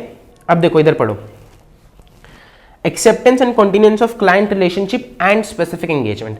A firm before accepting an engagement should acquire vital information about the client. Such an information should help the firm decide about integrity, competence and compliance. एक firm को information इकट्ठी करनी चाहिए क्लाइंट की एंगेजमेंट एक्सेप्ट करने से पहले, ठीक है। किस किस चीज़ों के बारे में इंफॉर्मेशन इकट्ठी करने से क्या क्या चीज़ों में हेल्प होगी, डिसाइड करने में कि क्लाइंट की इंटीग्रिटी कैसी है, कि क्या क्लाइंट ईमानदार है। कॉम्पिटेंस, क्या हमारे पास इतने टाइम, रिसोर्सेज, कैपेबिलिटी है कि हम क्लाइंट की ऑडिट कर पाए। कंप्लायंस विद एथिकल रिक्वायरमेंट, कि क्या क्लाइंट एथिकल रिक्वायरमेंट के साथ कंप्लाई करता है क्या नहीं, ठीक है। समझ में आ रही है बात यहाँ तक। नीचे, firm should obtain such information in such circumstances. 3 ही तो सर्कमस्टांसेस एग्जिस्ट कर सकते हैं कि या तो नया क्लाइंट हो, या फिर एग्जिस्टिंग क्लाइंट हो और उसकी एग्जिस्टिंग एंगेजमेंट हो, या फिर न्यू एंगेजमेंट हो किसी एग्जिस्टिंग क्लाइंट की। इन तीनों ही टाइम हमें इंफॉर्मेशन लेनी चाहिए सब चीज़ों के बारे में, इंटीग्रिटी, कंप्लायंस और कॉम्पिटेंसी के बारे में। समझ में आ गई बात। फिर नीचे वो वाला चार्ट बना हुआ है जो मैंने बताया था कि matters that the firm considers with regard to the integrity of the client, ठीक है, कि क्लाइंट की इंटीग्रिटी देखने के लिए हम क्या क्या चीज़ें देखेंगे, बिजनेस रेपुटेशन देखेंगे, etcetera etcetera, non reappointment of previous firm, attitude, limitation, inappropriate limitation, ये सब देखेंगे। ये सारी चीज़ें समझ में आती हैं। हम क्लाइंट को एक्सेप्ट करने से पहले 3 चीज़ें होती है जब हम ऑडिट एंगेजमेंट शुरू करते हैं, 3 सर्कमस्टांसेस में। उससे पहले हम इंफॉर्मेशन लेंगे 3 चीज़ों को डिसाइड करने के लिए, इंटीग्रिटी, कंप्लायंस और कॉम्पिटेंस। इंटीग्रिटी और कंप्लायंस क्लाइंट का, कॉम्पिटेंस हमारा। समझ में आ रहा है सर? इंटीग्रिटी में क्या होता था? क्लाइंट ईमानदार है क्या नहीं, इंटीग्रिटी मीन्स ऑनेस्टी। फिर मैंने आपको एक चीज़ पढ़ाई थी कि बंदे अच्छे आ गए, क्लाइंट अच्छे आ गए, लेकिन अच्छे बंदे फर्म में आएंगे कब और रुकेंगे कब, जब आपकी फर्म की HR पॉलिसीज सही होंगी, ठीक है। अब देखो HR पॉलिसीज में क्या लिखा है, डी में, the firm should establish policies and procedures designed to provide it with reasonable assurance that it has sufficient personnel with capability, competence and competence and commitment to ethical principles necessary. Firm को ऐसी policies device करनी चाहिए जिससे कि वो ये ensure कर सके कि उसके पास सफिशिएंट लोग हैं, यानी कि नंबर ऑफ पीपल सफिशिएंट है, कैपेबिलिटी वाले लोग हैं, CA हैं, ठीक है, एक्सपीरियंस है, उनके पास कॉम्पिटेंस है ये काम करने की, और commitment to ethical principles necessary. कि आप कैसे चेक कर सकते हो, आप ये चेक कर सकते हो कि भाई प्रीवियसली इसके खिलाफ कोई पुलिस केस तो नहीं है, इसने कोई रूल्स एंड रेगुलेशंस तो नहीं छोड़े थे, बैकग्राउंड चेक कर सकते हो, और उसके हिसाब से आप डिसाइड कर सकते हो कि भाई इन लोगों में एथिकल रिक्वायरमेंट्स के खिलाफ, एथिकल रिक्वायरमेंट्स के प्रति कमिटमेंट है कि ये लोग सही हैं, ठीक है। ऐसी पॉलिसीज होनी चाहिए ताकि आप ये सब चीज़ें इंश्योर कर सको। To perform its engagement in accordance with professional standards and regulatory legal requirement, and to enable the firm and engagement partner to issue reports that are appropriate in any circumstances। ये बोल रहे हैं कि ऐसे बंदे, ऐसी पॉलिसी होनी चाहिए जिससे आप इंश्योर कर सकें कि लोग सही हैं, नंबर ऑफ पीपल सफिशिएंट है, ताकि आप जो अपनी ऑडिट है वो रेगुलेटरी और लीगल रिक्वायरमेंट्स के हिसाब से कर सके, प्रोफेशनल स्टैंडर्ड के हिसाब से कर सके, और रिपोर्ट सही इशू कर सके, ठीक है। सच policies and procedures should address relevant HR issues including recruitment, compensation, training, career development। In policy procedure में क्या क्या होना चाहिए, रिक्रूटमेंट, किसको रिक्रूट करेंगे, क्राइटेरिया क्या होगा हायरिंग का, ट्रेनिंग कैसे दी जाएगी, प्रोफेशनल डेवलपमेंट, उनके लिए क्या क्या करियर अपॉर्चुनिटीज हैं, ठीक है, ये सारी चीज़ें। दी should be the emphasis on continuing professional development of firm's personnel. पढ़ लिया यहाँ तक? यहाँ तक कोई डाउट, दिक्कत, परेशानी? एक बार ही पढ़ लो और फिर मैं आपसे ये चारों पॉइंट सुनूंगा और फिर 4 मिनट में 4 पॉइंट खत्म करेंगे ऐसे 220 के, क्योंकि सब कुछ सेम सेम है। तो सुनाओगे मेरे को ये 4 पॉइंट, इस हिसाब से पढ़ना। सर ये ना इस साइड लगना चाहिए था, फिर ना सबकी सीक्वेंस सेट होती है, वो सारे मैडम कोई बात नहीं, एक बारी क्लास का फ्लो मत तोड़ो, आप ये दोनों चीज़ें पढ़ो। 2 पॉइंट आप सुनाओगे, 2 पॉइंट आप सुनाओगे। कौन से 2 पॉइंट सुनाओगे? हाँ, कौन से 2 पॉइंट बताओ मैडम, आप कौन से 2 पॉइंट सुनाओगे? लास्ट के 2 पॉइंट। सर आप पहले के 2 पॉइंट सुनाओगे, ए और बी आप सुनाओगे। ऐसे तो मैंने पढ़ाए का, SQC 1 के ए और बी पॉइंट सर बताएंगे, सी और डी पॉइंट आप बताओगे फटाफट।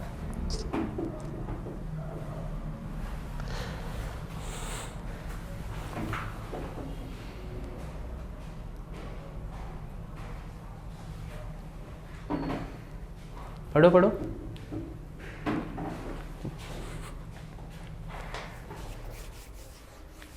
मैं ए और बी बताऊँ? यार जल्दी करो, उसको लेट हो रहा है इसीलिए, वरना मेरे को कोई दिक्कत नहीं है। और मैं ये कंप्लीट कराए बिना जाने नहीं दूंगा, क्योंकि मेरे को ये 1 गो में कंप्लीट करना था। और सिर्फ 2 पॉइंट्स रह रहे हैं, ई और एफ। एफ बहुत छोटा सा है, ई सिंपल सा है। एक कहानी सुनाऊंगा, आपको जल्दी से समझ में आ जाएगा। तो एक बारी जल्दी से पढ़ लो, 10 से 15 मिनट की और क्लास है मैक्सिमम। हो गए तो सुना दो, कोई भी शुरू करो। पहले ए और बी सुनाएंगे।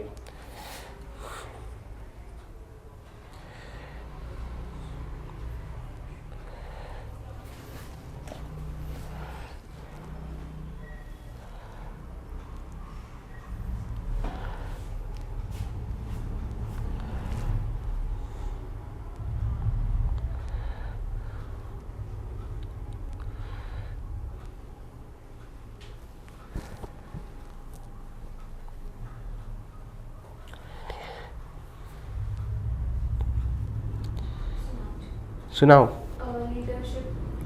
लीडरशिप रिस्पॉन्सिबिलिटी, हाँ। उसमें लीडरशिप रिस्पॉन्सिबिलिटी पार्टनर्स की होती है और उसमें 2 आती हैं। पहले हम सही एम्प्लॉय सेलेक्ट करेंगे और दूसरा सही क्लाइंट। टेक्स्ट में क्या लिखा है मैडम? यही नहीं, पढ़ो।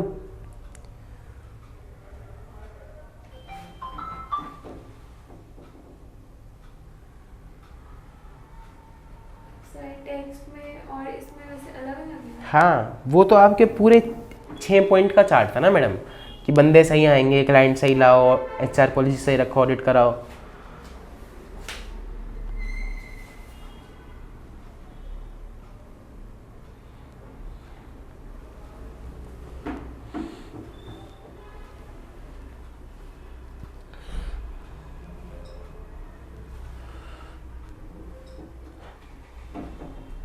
इधर देखो, मैं पढ़ाता हूँ, छोड़ दो। वो बोलता है कि पार्टनर्स SQC 1 में फर्म का पार्टनर इंश्योर करे कि इंटरनल कल्चर ऐसा हो कि क्वालिटी प्रमोट हो, और साथ में एग्जाम्पल ऐसा सेट करे कि क्वालिटी एनकरेज की जा सके, क्वालिटी ऑडिट्स एनकरेज की जा सके। ठीक है, अब देखो, एक होता है फर्म का पार्टनर और एक होता है एंगेजमेंट पार्टनर। एंगेजमेंट पार्टनर क्या होता है सर? एंगेजमेंट पार्टनर जो ऑडिट करता है। एग्जैक्टली जब आप EY में गए, आप किसी भी बिग 4 में गए, तो वहाँ पर बहुत सारे पार्टनर्स होते हैं।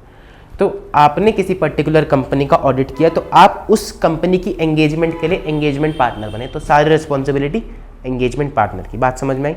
रिलायंस का ऑडिट कोई और करे, टाटा का ऑडिट कोई और करे, लेकिन दोनों लोग EY में काम करते, तो रिलायंस का engagement partner mister X, audit Tata का एंगेजमेंट पार्टनर मिस्टर Y। सारी रिस्पॉन्सिबिलिटी रिलायंस किससे जवाब मांगेगा? मिस्टर X से। ठीक है, तो ये होता है एंगेजमेंट पार्टनर।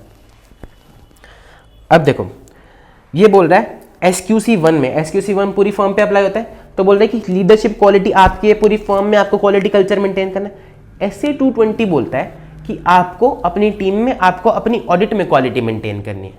समझ में आई? ठीक है, देखो रेड कीवर्ड्स पढ़ो। लीडरशिप रिस्पॉन्सिबिलिटी किसकी है? पार्टनर की। एंगेजमेंट पार्टनर की, SA 220 वाले पॉइंट्स पढ़ना। Responsibility for the overall audit quality engagement partner की है। The action of the engagement partner and appropriate messages to the other member of the engagement team in taking responsibility emphasise. दो चीज़ें वो कह रहे हैं कि जो हाँ ए पॉइंट ऐसे 220 का ये बोल रहा है कि ओवरऑल ऑडिट क्वालिटी की रिस्पॉन्सिबिलिटी एंगेजमेंट पार्टनर की है। दूसरी बात, उसको अपने एक्शंस ऐसे रखने चाहिए कि उससे दो चीज़ें एम्फसाइज हो कि भाई क्वालिटी इंपॉर्टेंट है, दूसरी बात अपनी टीम को वो बताए कि क्वालिटी मेंटेन रखने के लिए क्या क्या 4 चीज़ें आपको करनी है। पढ़ो a point, performing work that complies with standards, ऐसा काम करो जो कि स्टैंडर्ड्स के हिसाब से हो, ठीक है। Complying with the firm's quality control policies and procedures as applicable, firm ने जो भी क्वालिटी कंट्रोल पॉलिसीज बनाई हैं उनके साथ कंप्लाई करो, जैसे कि ट्रेनिंग्स अटेंड करो, अपना रिव्यू कराओ, डॉक्यूमेंटेशन प्रॉपरली मेंटेन रखो, ठीक है।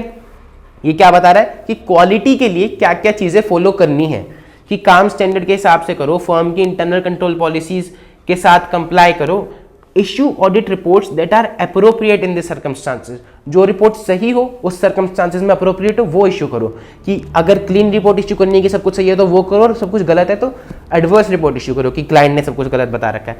The engagement team's ability to raise concern without the fear of reprisal, और वो उसे बताए कि आपको अगर कोई भी कंसर्न हो कि भाई इस बंदे ने इंडिपेंडेंस हैम्पर कर दिया या और भी किसी तरह का कोई कंसर्न, तो आप बिना किसी पनिशमेंट के डर के मुझ तक आओ ताकि क्वालिटी मेंटेन की जा सके। यहां तक कोई डाउट दिक्कत परेशानी नहीं, ठीक है। दो चीजें बताई इसने कि भाई क्वालिटी इंपॉर्टेंट है, एंगेजमेंट पार्टनर बता रहा है, प्लस क्वालिटी को मेंटेन रखने के लिए आपको क्या क्या 4 चीजें फॉलो करनी है, कि स्टैंडर्ड के हिसाब से काम करो, फर्म की पॉलिसीज का फॉलो करो, साथ में रिपोर्ट्स इश्यू सही करो, और कंसर्न बिना किसी पनिशमेंट के डर के मुझ तक लेके आओ। पॉइंट बी, एथिकल रिक्वायरमेंट्स, किसको आता है बताओ? हाँ हाँ, अरे यार कोई भी बता दो। फंडामेंटल प्रिंसिपल्स और इंडिपेंडेंस को फॉलो करें, ऑब्जर्व करें। फिर अगर कोई ऐसी सर्कमस्टांसेस आती हैं जिसमें थ्रेट क्रिएट हो, रिड्यूस करे, एलिमिनेट करे या विड्रॉ करे, ठीक है। अब देखो इधर SA 220 में एथिकल रिक्वायरमेंट्स फॉलो करें। ये बोल रहा है कि जो एंगेजमेंट पार्टनर है उसकी रिस्पॉन्सिबिलिटी है एथिकल रिक्वायरमेंट्स के रिलेशन में कि वो आइडेंटिफाई करे कोई भी इंडिपेंडेंस का थ्रेट आता है। तो बंदा ऑडिट करने गया अपनी टीम को लेके, अब वो आइडेंटिफाई करे कि कोई भी थ्रेट टू इंडिपेंडेंस आ रहा है क्या उस ऑडिट एंगेजमेंट में, ठीक है। That safeguards may not be able to eliminate और रिड्यूस, अगर वो सेफगार्ड लगा रहा है, थ्रेट आएगा तो बंदा क्या करेगा, सेफगार्ड लगाएगा। क्या उस सेफगार्ड से थ्रेट एलिमिनेट हो पा रहा है, रिड्यूस हो पा रहा है? अगर वो थ्रेट एलिमिनेट या रिड्यूस नहीं हो पा रहा है तो वो डिटरमाइन करेगा एप्रोप्रिएट एक्शन, जो कि है एलिमिनेटिंग फ्रॉम द एक्टिविटी और interest that creates the threat और withdrawing from the audit engagement, कि या तो उस एक्टिविटी से हम एलिमिनेट हो जाए, हम अपनी टीम को लेकर दूसरी जगह चले जाएं, या फिर उस ऑडिट एंगेजमेंट को ही छोड़ दें। समझ में आ गया? सिंपल है, इजी है। अब पॉइंट सी तो सर आप बताने वाले थे ना, बताओ। तो जो हमारा क्लाइंट है, हाँ, पहले तो उसके साथ हमें एंगेजमेंट साइन करने से पहले उसके बारे में ये देख लेना चाहिए कि वो ऑनेस्ट है, हाँ integrity follow हाँ करता हाँ है, हाँ हाँ, वो कॉम्पिटेंट है ऑडिट के रिगार्डिंग। हम कॉम्पिटेंट हैं। हाँ मैं क्या, देखो ना लिखा तो हुआ है, इंटीग्रिटी और कंप्लायंस क्लाइंट का, कॉम्पिटेंस हमारी। कॉम्पिटेंस हमें, हाँ, हमारे अंदर इतनी क्षमता है क्या, और क्लाइंट जो है वो हमारे कंप्लायंस कर रहा है। और ये सारी इंफॉर्मेशन हम कब इकट्ठा करेंगे, किन सर्कमस्टांसेस में? जब हमें एंगेजमेंट या तो एग्जिस्टिंग को, दो तरह की एंगेजमेंट हो सकती है, हाँ, या तो नया क्लाइंट होगा या पुराना क्लाइंट होगा। नए क्लाइंट की नई एंगेजमेंट, पुराने क्लाइंट की नई और पुरानी दोनों, या तो नई एंगेजमेंट या तो पुरानी एंगेजमेंट। इन सर्कमस्टांसेस में हम इंफॉर्मेशन इकट्ठा करेंगे कि इंटीग्रिटी और कंप्लायंस क्लाइंट की सही है क्या नहीं है, और कॉम्पिटेंस हमारे पास है क्या नहीं है। सेम बातें लिखी है SA 220 में। ये देखो, ये बोल रहा है कि एंगेजमेंट पार्टनर की रिस्पॉन्सिबिलिटी है SQC 1 के हिसाब से ही कि firm should obtain information as it consider necessary. कब कब? नए क्लाइंट की नई एंगेजमेंट के टाइम पे, एग्जिस्टिंग एंगेजमेंट कंटिन्यू करनी है पुराने क्लाइंट की उस टाइम पे, या फिर कोई नई एंगेजमेंट है सिमिलरली पुराने क्लाइंट की। उन सभी सर्कमस्टांसेस में हम क्या क्या चीजें इकट्ठा करेंगे? इंटीग्रिटी के बारे में, प्रिंसिपल ओनर्स की, कॉम्पिटेंस के बारे में, हमारी टीम कॉम्पिटेंट है भी क्या नहीं है, compliance with relevant ethical requirement, client compliance follow कर रहा है कि नहीं कर रहा, and significant matter arisen during the current और प्रीवियस ईयर ऑडिट। सिर्फ एक पॉइंट एक्स्ट्रा है कि जो पुरानी ऑडिट में सिग्निफिकेंट मैटर्स आए थे कि किसी डिपार्टमेंट में फ्रॉड निकला था, किसी बंदे ने हमें इन्फॉर्मेशन नहीं दी थी, उन चीज़ों को और कंसिडर कर लेंगे क्लाइंट की एंगेजमेंट एक्सेप्ट करने से पहले। यहाँ तक बात समझ में आई? ईजी है, कोई डाउट दिक्कत परेशानी? ये जो टॉपिक आप कर रहे हो ना, ये बहुत ज़्यादा डिफिकल्ट टॉपिक। आप किसी भी टीचर की यूट्यूब पे वीडियो उठा के देख लो, किसी भी, ऑल इंडिया, आपको नहीं समझ में आएगा। ठीक है, इसीलिए मैं आपसे 10 बार पूछ रहा हूँ कि आपको अभी तक कोई भी डाउट दिक्कत परेशानी नहीं आ रही ना?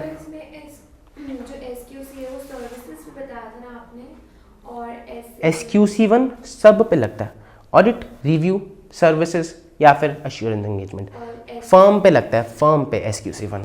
फर्म सारी तरह की सर्विस देती है। तो पॉइंट ऑफ व्यू ना कि एक फर्म के पॉइंट ऑफ व्यू से और एक ऑडिटर के पॉइंट ऑफ व्यू से। यस यस यस, इसीलिए ये इतने सिमिलर हैं क्योंकि बातें तो वही हैं। ठीक है, लेकिन एक स्टैंडर्ड ऑन ऑडिटिंग में लिखी है और एक SQC1 में लिखी है। ये सारी बातें SQC1 में जब लिखी जाती हैं तो वो ये बोलते हैं कि सब सर्विसेज पे अप्लाई होगी, और स्टैंडर्ड ऑन ऑडिटिंग में जब लिखी जाती है तो वो बोलते हैं कि अपनी पर्टिकुलर ऑडिट के बारे में इन सभी पॉइंट्स का ध्यान रखना। ठीक है, फिर सर डी पॉइंट आप बताने वाले थे, ह्यूमन रिसोर्सेज।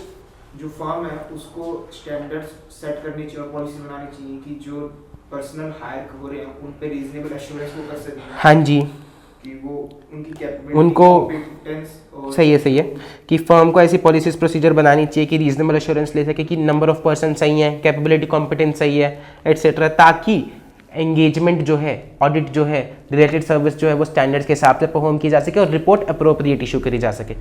अब ऐसे बंदे फर्म वाले लेंगे, पार्टनर तो नहीं लेगा। पार्टनर किसको अपॉइंट करता है? अपनी ऑडिट टीम को, अपने अंदर की भाई ये जो बंदे फर्म में काम कर रहे हैं इनमें से मेरी ऑडिट टीम में कौन काम करेगा। ठीक है, अब ये देखो, it should be insured by the engagement partner that the engagement team and any auditor expert who are not a part of the engagement team collectively have the appropriate competence and capability। कि आपकी जो team है या फिर आपने किसी को contract करा है जो एक्सपर्ट है या फिर किसी और फर्म के साथ आपने कहा कि भाई थोड़ा तू करा दे, वो सब लोग मिलके क्या उनके पास इतनी कॉम्पिटेंस और कैपेबिलिटी है आपकी एंगेजमेंट को परफॉर्म करने की in accordance with professional standards and legal requirements. Easy, कोई डाउट दिक्कत परेशानी नहीं?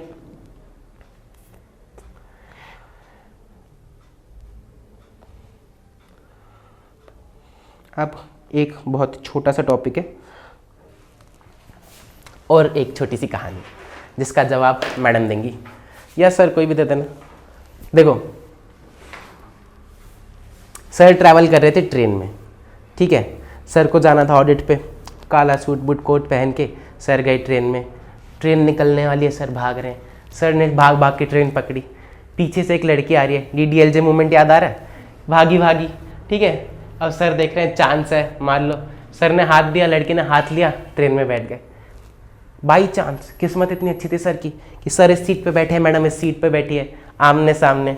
ठीक है, सर बाहर देख रहे हैं, लड़की को देख रहे हैं, लड़की को देख रहे हैं तो लड़की भी मुस्कुरा रही है। सर कह रहे हैं आज तो मामला सेट है। ठीक है, जैसे ही सर ने सोचा कि कुछ बोलूं, इतने में लड़की बोल पड़ी, कह रही सुन बे, बात सुन मेरी, जितने पैसे ना जेब में सारे निकाल के मेरे को दे, वरना अभी शोर मचा दूंगी कि मेरे को छेड़ रहा है।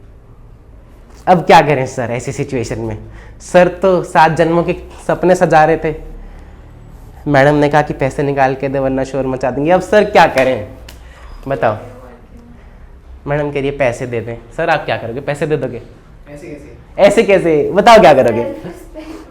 रुको बताओ क्या करेंगे, अभी सर बताएंगे क्या करेंगे।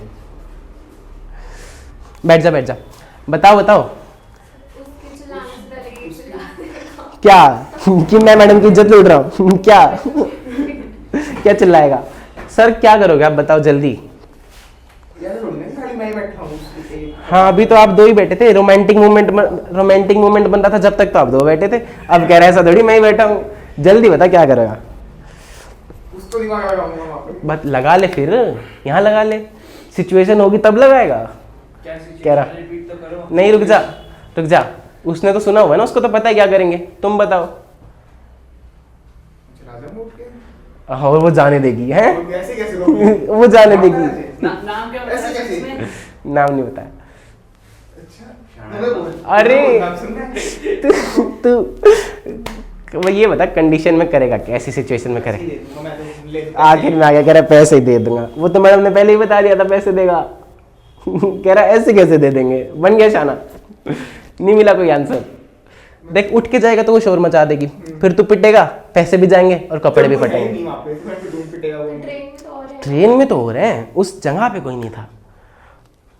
अब सर ने क्या करा कि आइडिया निकाला। आइडिया क्या निकाला? अभी तक तो सर ने कुछ बोला नहीं था, अभी तक तो सिर्फ मुस्कुरा रहे थे। तो सर उसको कह रहे हैं यानी कि सुनाई नहीं देता। मुझे सुनाई भी नहीं देता और मैं बोल भी नहीं पाता, ठीक है। तो सर ने एक जेब से कागज़ निकाला, एक पेन निकाला, कह रहे इस पे लिख के दे दो। मतलब बोला नहीं, समझाया। मैडम ने लिख के दिया कि सुनो सारे पैसे निकाल के दे वरना मैं शोर मचा देंगे। सर ने चिट्ठी वापस ली, पढ़ी, जेब में डाली और कह रहे अब बुला ले जिसको बुलाना। क्यों? अब क्या कर सकती है वो मैडम? उसके पास प्रूफ होगा तो अब उसके पास क्या है? Evidence, documentary evidence. सो हम ऑडिट में कहते हैं, हाँ ये स्टोरी में खो गया। क्या क्या सुना तूने? कहाँ पे लास्ट अटक गया तू? मैं पिट गया था, पेन निकाला। पेन निकाला, कागज दिया, उसने लिख के दिया कि भाई मैं क्या बोल रही हूँ कि मैं कह रही हूँ कि सारे पैसे निकाल दे वरना मैं शोर मचा दूंगी। आपने कागज वापस लिया, पढ़ा और जेब में रख लिया, और अब आप उसको कह रहे हो कि जा आप बुला ले जिसको बुलाना है। तो अब अगर वो बुलाएगी तो क्या आप कागज निकाल के दिखा दोगे कि देख मेरे को धमका रही थी, मैंने कुछ करा भी नहीं था, इसका पर्पस क्या था? मुझसे पैसे निकलवाना, ठीक है, एक्चुअली में तो मैं बेकसूर हूँ। तो अब आप बच जाओगे। समझ में आया? ये अभी तक सोच रहा है मैं तो पैसे दे दूंगा। वो रखा है। ये है डॉक्यूमेंट्री एविडेंस। हम अपनी ऑडिटिंग में बोलते हैं कि आपको हर एक चीज़ का डॉक्यूमेंटेशन करना है। यहाँ पर तो सर की इज्जत का सवाल था, ठीक है। अगर सर डॉक्यूमेंटेशन ना करें, क्लाइंट ने कुछ बोल दिया, सर ने मान लिया, कल को फ्रॉड निकला और इसने सर का कॉलर पकड़ लिया किसी ने, तो सर कैसे बचेंगे? सर हर एक सिचुएशन में आप तभी बच सकते हो जब आपके पास डॉक्यूमेंट्री एविडेंस हो, जब आपने प्रॉपर डॉक्यूमेंटेशन करी हो। तो डॉक्यूमेंटेशन सबसे ज़्यादा इंपॉर्टेंट है ऑडिट में। और आप चाहे कुछ भी करें, आप अपनी पॉलिसीज़ बनाएं फर्म की, आप क्लाइंट लेके आएँ, आप बंदे हायर करें, आपको हर एक चीज़ का डॉक्यूमेंटेशन करना है हर एक पॉइंट पे, ताकि कोई भी आपको कभी भी पॉइंट आउट ना कर सके कि भाई तूने इस स्टेप पे गलती करी। अगर पॉइंट आउट करे तो आप डॉक्यूमेंटेशन निकाल के दिखा दो कि सर देखो मैंने सारे पॉलिसीज प्रोसीजर स्टेप्स फॉलो करे थे, अपनी तरफ से पूरा ड्यू डिलीजेंस रखा था, लेकिन उसके बाद भी गलती आ गई, तो अब हम कुछ नहीं कर सकते। बात समझ में आई? क्लियर है? इस पॉइंट को आप हमेशा याद रखेंगे कि ऑडिट में सबसे ज्यादा इंपॉर्टेंट क्या होता है? डॉक्यूमेंटेशन। ये ट्रेन की कहानी से निकल ही नहीं पा रहा है, अभी भी हंस रहा है। देखो एक छोटा सा चार्ट है hand written on page number 30, दिख रहा है? ये कह रहा है एक तो सर क्लास में लेट तक बिठाते हैं, घर से वो ना जानने दे रहे, ऊपर से कहानी और ऐसे सुना रहे हैं। देखो हमने कहां तक पढ़ा था कि क्लाइंट आ गया, बंदे आ गए। अभी तक हमने पॉइंट्स पढ़े ना, इधर देखो, बंदे आ गए, क्लाइंट आ गए, एचआर पॉलिसीज हमने सेट कर ली, ठीक है, बंदे रुके भी हुए हैं। अब क्या होगा? ऑडिट होगा, ऑडिट करेंगे, ऑडिट फिनिश करेंगे। बहुत सारे एक्सपर्ट्स थे, उनकी राय लेंगे, अपनी ऑडिट का रिव्यू कराएंगे, ठीक है। देखो चार्ट में देखो, ऑडिट फिनिश हो गई, दिख रहा है, रिव्यू कराओ। रिव्यू कराओगे तो क्या होगा? जो दूसरा एक्सपर्ट है या तो वो आपकी बात मानेगा या नहीं मानेगा, ठीक है, या तो अग्री हो जाओगे दोनों या फिर डिफरेंस ऑफ ओपिनियन आएगा। अगर डिफरेंस ऑफ ओपिनियन है तो फर्म को एस्टैब्लिश करने चाहिए कुछ ना कुछ प्रोसीजर्स की भाई अगर कल को दिक्कत आई, डिफरेंस ऑफ ओपिनियन आए तो हम कहाँ जाएंगे? क्या हम किसी प्रोफेशनल रेगुलेटरी बॉडी के पास जाएंगे? क्या हम किसी थर्ड सीए फर्म के पास जाएंगे? तो ये चीज़ें पहले से तय होनी चाहिए, क्योंकि आप रिव्यू करा रहे हो तो हो सकता है डिफरेंस ऑफ ओपिनियन आए, ठीक है। तो अपनी फर्म के पास पॉलिसी प्रोसीजर होनी चाहिए। फिर जब आप तीसरी जगह चले जाओगे, आप सेकंड ओपिनियन ले लोगे, आप कंफर्म कर लोगे, तो एक बात तो कहेगा कि भाई ठीक है, गलत है। आप फाइनली एक कंक्लूजन पे पहुंचोगे, फिर अपनी रिपोर्ट इशू कर दोगे। रिपोर्ट इशू कर दोगे, उसके बाद क्या होता है? देखो मैंने आपको बताया कि हर एक स्टेज पर डॉक्यूमेंटेशन होना चाहिए। आपके पास बहुत सारे डॉक्यूमेंटेशन, आपने ये काम किया, वो काम किया, एटसेट्रा एटसेट्रा, हमने 10 तरह के काम कर लिए। अब अगर 4 साल बाद आपसे कोई आके पूछे कि भाई उस कंपनी में आज फ्रॉड निकला और तूने क्या किया था 4 साल पहले, तो आप कैसे दिखाओगे? आपके पास डॉक्यूमेंटेशन होने चाहिए। उसके लिए ज़रूरी है कि आपके जो डॉक्यूमेंटेशन है वो सही से अरेंज होने चाहिए, प्लस आप उनको एक्सेस भी कर पाएं कभी भी जब भी आपको ज़रूरत है। समझ में आए? इसके लिए हम बनाते हैं ऑडिट एंगेजमेंट फाइल। वो सारे डॉक्यूमेंटेशन एक जगह पर इकट्ठा करते हैं और ये ऑडिट एंगेजमेंट फाइल आपकी बन जानी चाहिए विद इन 60 डेज। ठीक है, फिर हमने लिखा हुआ है कि documentation should be done at every point, bracket के बाहर दिख रहा है, और आपके पास पॉलिसी होनी चाहिए आपकी फर्म के कि सेफ कस्टडी रहे और रिट्रीवेबिलिटी रहे। रिट्रीवेबिलिटी बोले तो कि जब भी आप उसको एक्सेस करना चाहे आप कर पाए, रिट्रीवेबिलिटी। फिर क्लाइंट अपने ऑडिटर अपने डॉक्यूमेंटेशन दिखा सकता है क्लाइंट को अपने डिस्क्रिप्शन पे, जबरदस्ती नहीं है। डॉक्यूमेंटेशन किसने करा? ऑडिटर ने। तो किसकी प्रॉपर्टी हुई? ऑडिटर की। तो ऑडिटर की मर्जी कि वो क्लाइंट को दिखाए या ना दिखाए। क्लाइंट रिक्वेस्ट करता है कि सर एक बार ही तो दिखा दो कैसे आपने प्रोसीजर किया, क्या किया। उसको लगता है कि हाँ दिखा देने में कोई दिक्कत नहीं है तो दिखा दो।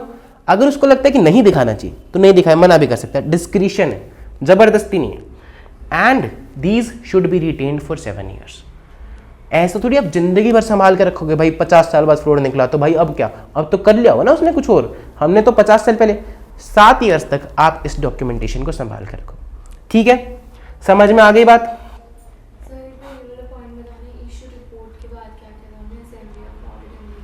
रिपोर्ट इशू कर दोगे, ऑडिट खत्म हो गया। लेकिन आपको अपने डॉक्यूमेंट संभाल के रखने, तो आप अपनी ऑडिट फाइल की असेंबली करोगे, जो भी आपके पास एविडेंसेस हैं, जो भी आपने इकट्ठा किया उसको एक जगह लगाओगे। तो ये 60 डेज के अंदर अंदर असेंबली करके अपने पास रख लोगे। ऐसे नहीं कि भाई काम पड़ा हुआ है तो पड़ा ही रहेगा। यस, रिट्रीवेबिलिटी 7 years तक होनी चाहिए। अगर आपने डिजिटली मेंटेन करी है तो आप इंश्योर करोगे कि 7 साल तक पुरानी ऑडिट की जो फाइल्स है उसको आज भी आप डॉक्यूमेंट इसको खोल के देख सकते हो। ठीक है,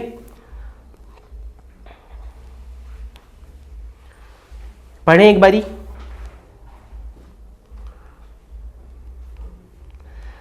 एंगेजमेंट परफॉर्मेंस, ये बोलता है engagement quality control review mandatory है हर एक audit of financial statement of listed entities के लिए।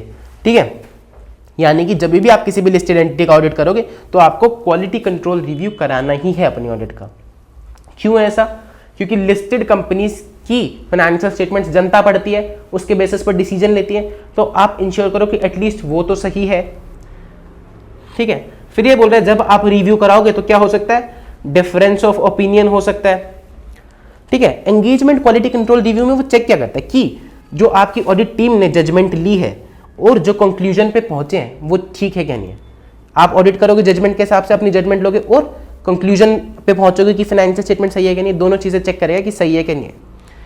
हो सकता है डिफरेंस ऑफ ओपिनियन हो with in engagement team and with those who consulted, engagement team ने जिससे कंसल्ट किया, या फिर between engagement partner and engagement quality control reviewer.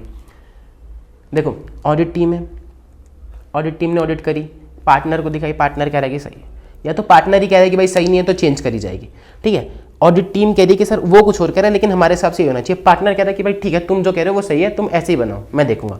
तो एंगेजमेंट पार्टनर और जो रिव्यूअर का पार्टनर है उनके बीच में भी डिफरेंस ऑफ ओपिनियन हो सकता है। तो फिर ये बोल रहे हैं the matter should be resolve by following established procedure of the firm. Firm को ऑलरेडी एक प्रोसीजर एस्टैब्लिश करके रखना चाहिए कि अगर डिफरेंस ऑफ ओपिनियन आएगा तो हम कैसे मैटर को सोल्व करेंगे, by consulting with another practitioner firm और अ प्रोफेशनल रेगुलेटरी बॉडी। या तो हम किसी थर्ड फर्म के पास जाएंगे या फिर किसी प्रोफेशनल रेगुलेटरी बॉडी के पास जाएंगे। ठीक है, ये लिखा होना चाहिए पहले पॉलिसी प्रोसीजर में। फिर ये बोल रहा है कि assembly of final engagement file on a timely basis हो जाना चाहिए which is not more than 60 days after the date of audit report. Audit report issue करने के 60 दिन के अंदर अंदर एंगेजमेंट फाइल की असेंबल कर लो। या फिर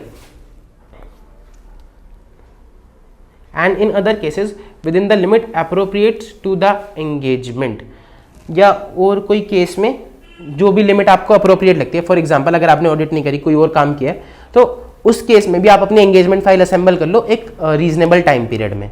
ठीक है, ये फिर बोलता है कि engagement documentation is the property of the firm. Firm की प्रॉपर्टी है। ठीक है, तो फर्म में at its discretion make portion और extracts from the engagement documentation available to client provided such disclosure does not undermine the validity of work perform and the independence of firm और its personnel. दिखा सकता है अपनी discretion पे, provided दो काम ना हो, अब इनके जो वर्क परफॉर्म की वैलिडिटी अंडरमाइन ना हो, प्लस इंडिपेंडेंस हैम्पर ना हो किसी तरह से। इसके एग्जाम्पल मैं अभी आपको देता हूँ। उसके बाद ये बोलता है कि retain for a period of time sufficient to permit those performing monitoring procedure to evaluate the firm's compliance with its system of quality control for a longer period if required by law and regulation, कि आपको कम से कम इतने time तक तो retain करने ही है कि जो बंदा मॉनिटर कर रहा है, जो बंदा इवैल्यूएट कर रहा है, वो चेक कर सके कि आपकी फर्म में सिस्टम ऑफ क्वालिटी कंट्रोल सही है कि नहीं है। प्लस में अगर लॉ एंड रेगुलेशन कहता है कि ज़्यादा टाइम तक रखूँ तो आपको ज़्यादा टाइम तक रखनी चाहिए। जैसे कि ऑडिट एंगेजमेंट के केस में रिटेंशन पीरियड 7 साल से कम का नहीं होता जनरली, तो आपको 7 साल तक रखने हैं। 7 साल कब से? ऑडिट रिपोर्ट की डेट से, या फिर ग्रुप ऑडिट रिपोर्ट की डेट से 7 साल। ऑडिट रिपोर्ट अगर एक कंपनी की तो जल्दी इशू हो जाएगी, ग्रुप ऑडिट रिपोर्ट है तो वो बाद में इशू होगी, ठीक है। इसलिए उस डेट से 7 साल तक। एक बारी पढ़ लो।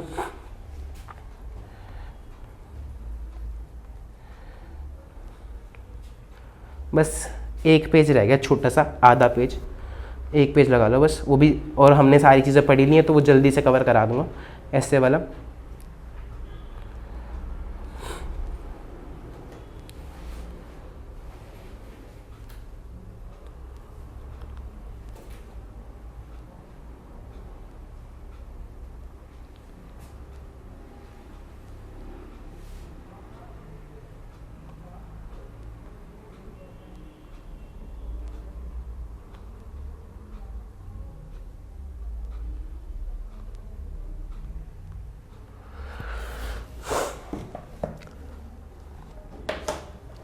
देखो, मैंने आपको बताया कि वो अपनी मर्जी से शेयर कर सकता है एंगेजमेंट डॉक्यूमेंटेशन। क्या ज़रूरी है? क्या ज़बरदस्ती है? कोई नहीं है ना। दो चीज़ों का उसको ध्यान रखना पड़ेगा कि such disclosure does not undermine the validity of work performed. इसका क्या मतलब है? आपके ऑडिट का पर्पस क्या है? लोगों के बीच में ट्रस्ट बढ़ाना, ठीक है, फिनेंशियल स्टेटमेंट्स पे ट्रस्ट लाना, बताना कि फिनेंशियल स्टेटमेंट सही है क्या नहीं है।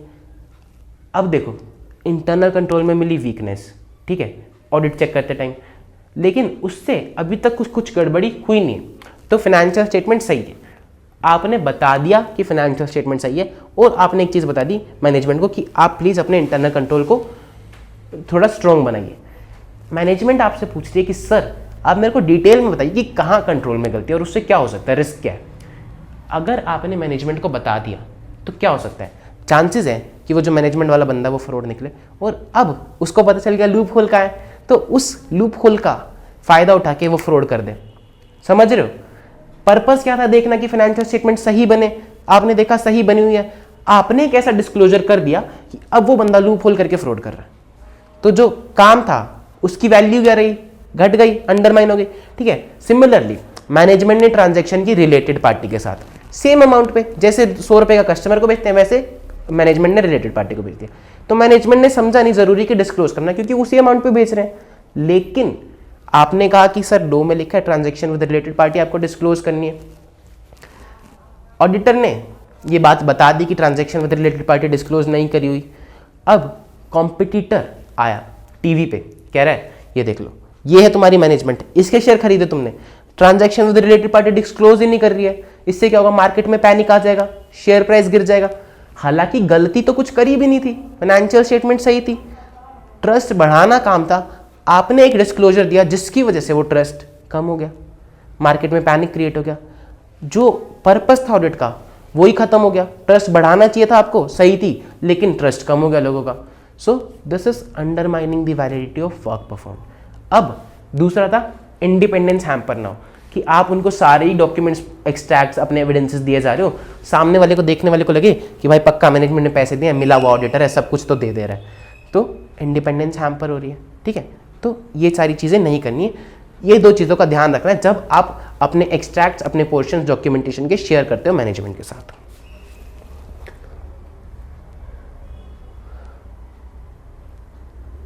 सॉरी भाई, ये मेरे को मारने वाला हो रहा है। सर आपने 12 बजे तक की क्लास कही थी, पर यार मैंने तुमको कहा था कि ये टॉपिक मेरे को 1 गो में कंप्लीट कराना है, अब बस ये कंप्लीट होने ही वाला है। ठीक है सर, थैंक यू।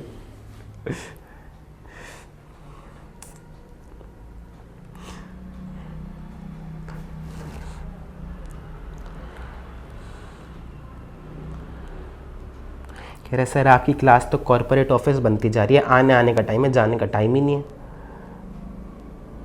मैं पढ़ा सकता हूँ। कॉर्पोरेट वाले जोक तुमको समझ नहीं आएंगे वो बाद में आएंगे जब तुम जॉब करोगे।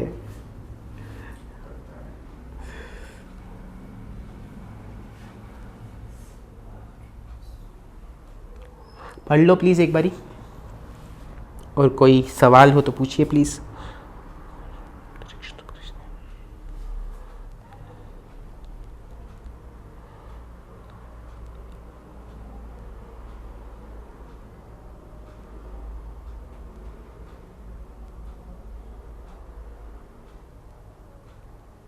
सर इसका लेक्चर भी डाला हुआ है आपने YouTube पे? इसका तो पक्का डालूंगा भाई। मैंने इतने टीचर्स की क्लास देखी है SQ7 और SA220 की। मैं कहा मैं देखूँ तो सही एक बार टीचर्स कैसे एक्सप्लेन। क्या याद से तेरी शक्ल दौड़ी आ रही है भाई इसमें। शक्ल नहीं आती तो सुनने वाला तो नहीं हूँ। हाँ तो तुझे तो किसी को क्या पता किसके बारे में कहानी। किसी को नहीं पता ना, मेरे को तो मैं सुनने के बारे में याद आया ना क्या हुआ। और अच्छी बात है, और अच्छे से याद रहेगा। तुझे याद आना चाहिए ना, हम क्लास में कितना फन करते हैं। मेरे तो नाम का सब कुछ है, मैं तो बहुत अच्छे से ट्रेन, हाँ भाई वो थोड़ी काट दूँ भाई, वो तो मैंने कॉन्सेप्ट एक्सप्लेन किया डॉक्यूमेंटेशन वाला। सिर्फ वो वाला सीन कटेगा जहाँ पे तू नाम ले रहा था मेरे वाला, बाकी कोई सीन नहीं कटेगा। जहाँ पे मैं कुर्सी पे बैठा था, नाम नहीं ढूंढा भाई तूने, पैसे इकट्ठे कर ली। मैंने एक वैसे गैस मारा था, वो सही है। हैं इतना वाहियात गैस मारा है, इतना सा भी होमवर्क नहीं करा नहीं मैंने तो पूरा होमवर्क कर रखा है। है। नाम तो बताया नहीं तूने। लिस्ट तैयार है, लिस्ट तैयार है, ये लिस्ट ठीक है। चलो एक बार ये तो पढ़ लो, कोई डाउट दिक्कत परेशानी हो तो पूछो, फिर करते हैं। बस आप ये तो बताओ कि रियल में एग्जिस्ट करती है या नहीं, हम पागलों की तरह लगे हुए हो। हाँ करती तो भाई, पर मैंने तेरे को बताया था जब से तूने ऐसी बात करी है तब से थोड़े दुखी वाले दिन चल रहे हैं। रुको रुको, हाँ पर या एक बारी पढ़ने दो इनको, एक ख़त्म करते हैं फिर बात करते हैं।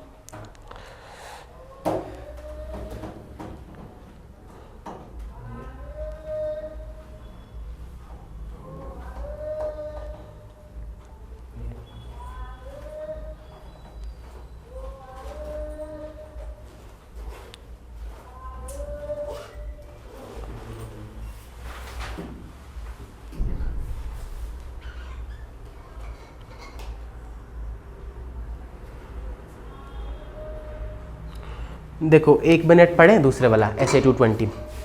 मैंने आपको इसमें क्या क्या बताया, मैंने आपको बताया कि इधर देखो प्लीज़, कि आपको अपनी ऑडिट की रिव्यू कराना है, अपनी परफॉर्मेंस का रिव्यू कराना है, और मैंने आपको क्या बताया कि आपको डॉक्यूमेंटेशन करना है हर एक पॉइंट पे, ठीक है।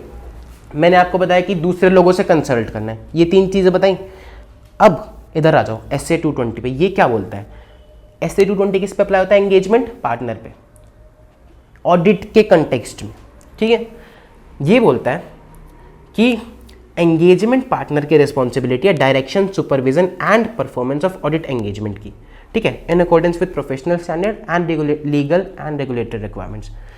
एंगेजमेंट पार्टनर की रिस्पॉन्सिबिलिटी है डायरेक्शन की, सुपरविजन की, कि जो ऑडिट एंगेजमेंट परफॉर्म की गई है वो प्रोफेशनल स्टैंडर्ड्स के हिसाब से परफॉर्म की गई है और लीगल रेगुलेटरी रिक्वायरमेंट्स के हिसाब से परफॉर्म की गई है। ईजी।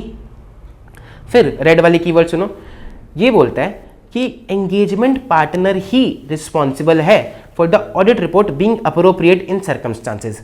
अगर गलत रिपोर्ट इशू करेगा तो रिलायंस का मालिक किसका कॉलर पकड़ेगा, जिस पार्टनर को उसने अपॉइंट किया था, जिससे बातचीत करी थी कि सर आप ऑडिट कराओ, ठीक है। Further review of audit documentation before issue of audit report is his responsibility. Audit report issue करने से पहले वो अपनी टीम के सारे डॉक्यूमेंटेशन, सारे काम रिव्यू करे, ठीक है। It has to be ensured that the sufficient and appropriate audit evidence has been obtained, and ensure करे कि जो ऑडिट एविडेंस लिया वो सफिशिएंट है और अप्रोप्रिएट है, ठीक है। किसकी रिस्पॉन्सिबिलिटी है सब, एंगेजमेंट पार्टनर की, ठीक है। Engagement partner is also responsible for ensuring that undertaking appropriate consultation or difficult and contentious matter, उसकी ही रिस्पॉन्सिबिलिटी है, वो ये देखे कि उसकी टीम डिफिकल्ट मैटर्स पे या मुश्किल मैटर्स पे कंसल्टेशन ले रही है कि नहीं ले रही, ठीक है। फिर ये बोलता है एंगेजमेंट पार्टनर को डिटरमाइन करना चाहिए कि जो रिव्यूअर है वो अपॉइंट कर दिया गया है, नीचे वाले रेड पॉइंट्स में रिव्यूअर जो है अपॉइंट कर दिया गया। सेकेंडली, सारे सिग्निफिकेंट मैटर्स जो भी ऑडिट के टाइम पे अराइज हुए थे वो उससे डिस्कस कर लिए गए हैं। एंड थर्ड, जब तक उस रिव्यूअर की कंफर्मेशन नहीं आती तब तक अपनी ऑडिट रिपोर्ट पे डेट ना डालें। समझ में आ गई बात?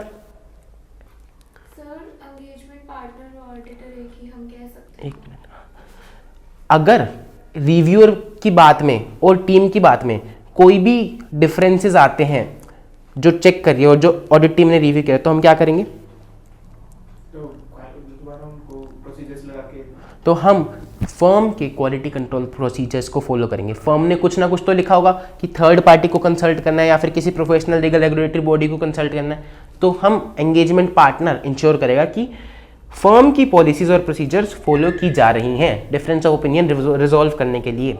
हाँ मैडम, आप पूछ रहे थे कि एंगेजमेंट पार्टनर और ऑडिटर को एक कह सकते हैं क्या? क्या लगता है सर? नहीं कह सकते? आप बताओ मैडम, क्या लगता है आपको? कह सकते, क्यों? क्योंकि एंगेजमेंट पार्टनर वो है जो फर्म के बाहर से आ रहा है। फर्म के बाहर से आ रहा है। एंगेजमेंट पार्टनर कौन होता है? देखो, मैं गया, रिलायंस है, रिलायंस को अपना ऑडिट कराना है, वो EY के पास गया। अब EY ने एक टीम भेजी जिसमें एक पार्टनर है और नीचे बहुत सारे लोग हैं, ठीक है। एंगेजमेंट पार्टनर ने मुकेश अंबानी से कहा कि सर हम आपकी कंपनी का ऑडिट कर देंगे, उन दोनों ने डील करी, अब टीम ऑडिट कर रही है। तो क्या एंगेजमेंट पार्टनर ऑडिटर हुआ? वो खुद वैसे है तो ऑडिटर। वो है तो ऑडिटर, वो ऑडिट कर नहीं रहा, लेकिन अंबानी जी के लिए तो वो ऑडिटर है और वो ऑडिट कर नहीं रहा फिजिकली जाके, लेकिन सारी टीम की रिस्पॉन्सिबिलिटी तो उसकी है, तो नाम किसका आएगा? वो ही तो ऑडिटर है, और कौन है ऑडिटर? वो चेक करेगा ना कि मेरी टीम ने काम सही किया ना किया, तो वो ही तो ऑडिटर है, और कौन होगा auditor? Engagement partner is the auditor. अब आप एक बारी पढ़ लो प्लीज आराम से दोनों चीजें। अब सर ने मेरे को परमिशन दे दिया तो आप आराम से भी पढ़ सकते हो। अब हमारा सिर्फ एक पॉइंट रह गया मॉनिटरिंग का, और अब आप मेरे को ऑनेस्टली बता दो कि ये 5 पॉइंट आपको समझ में आ गए?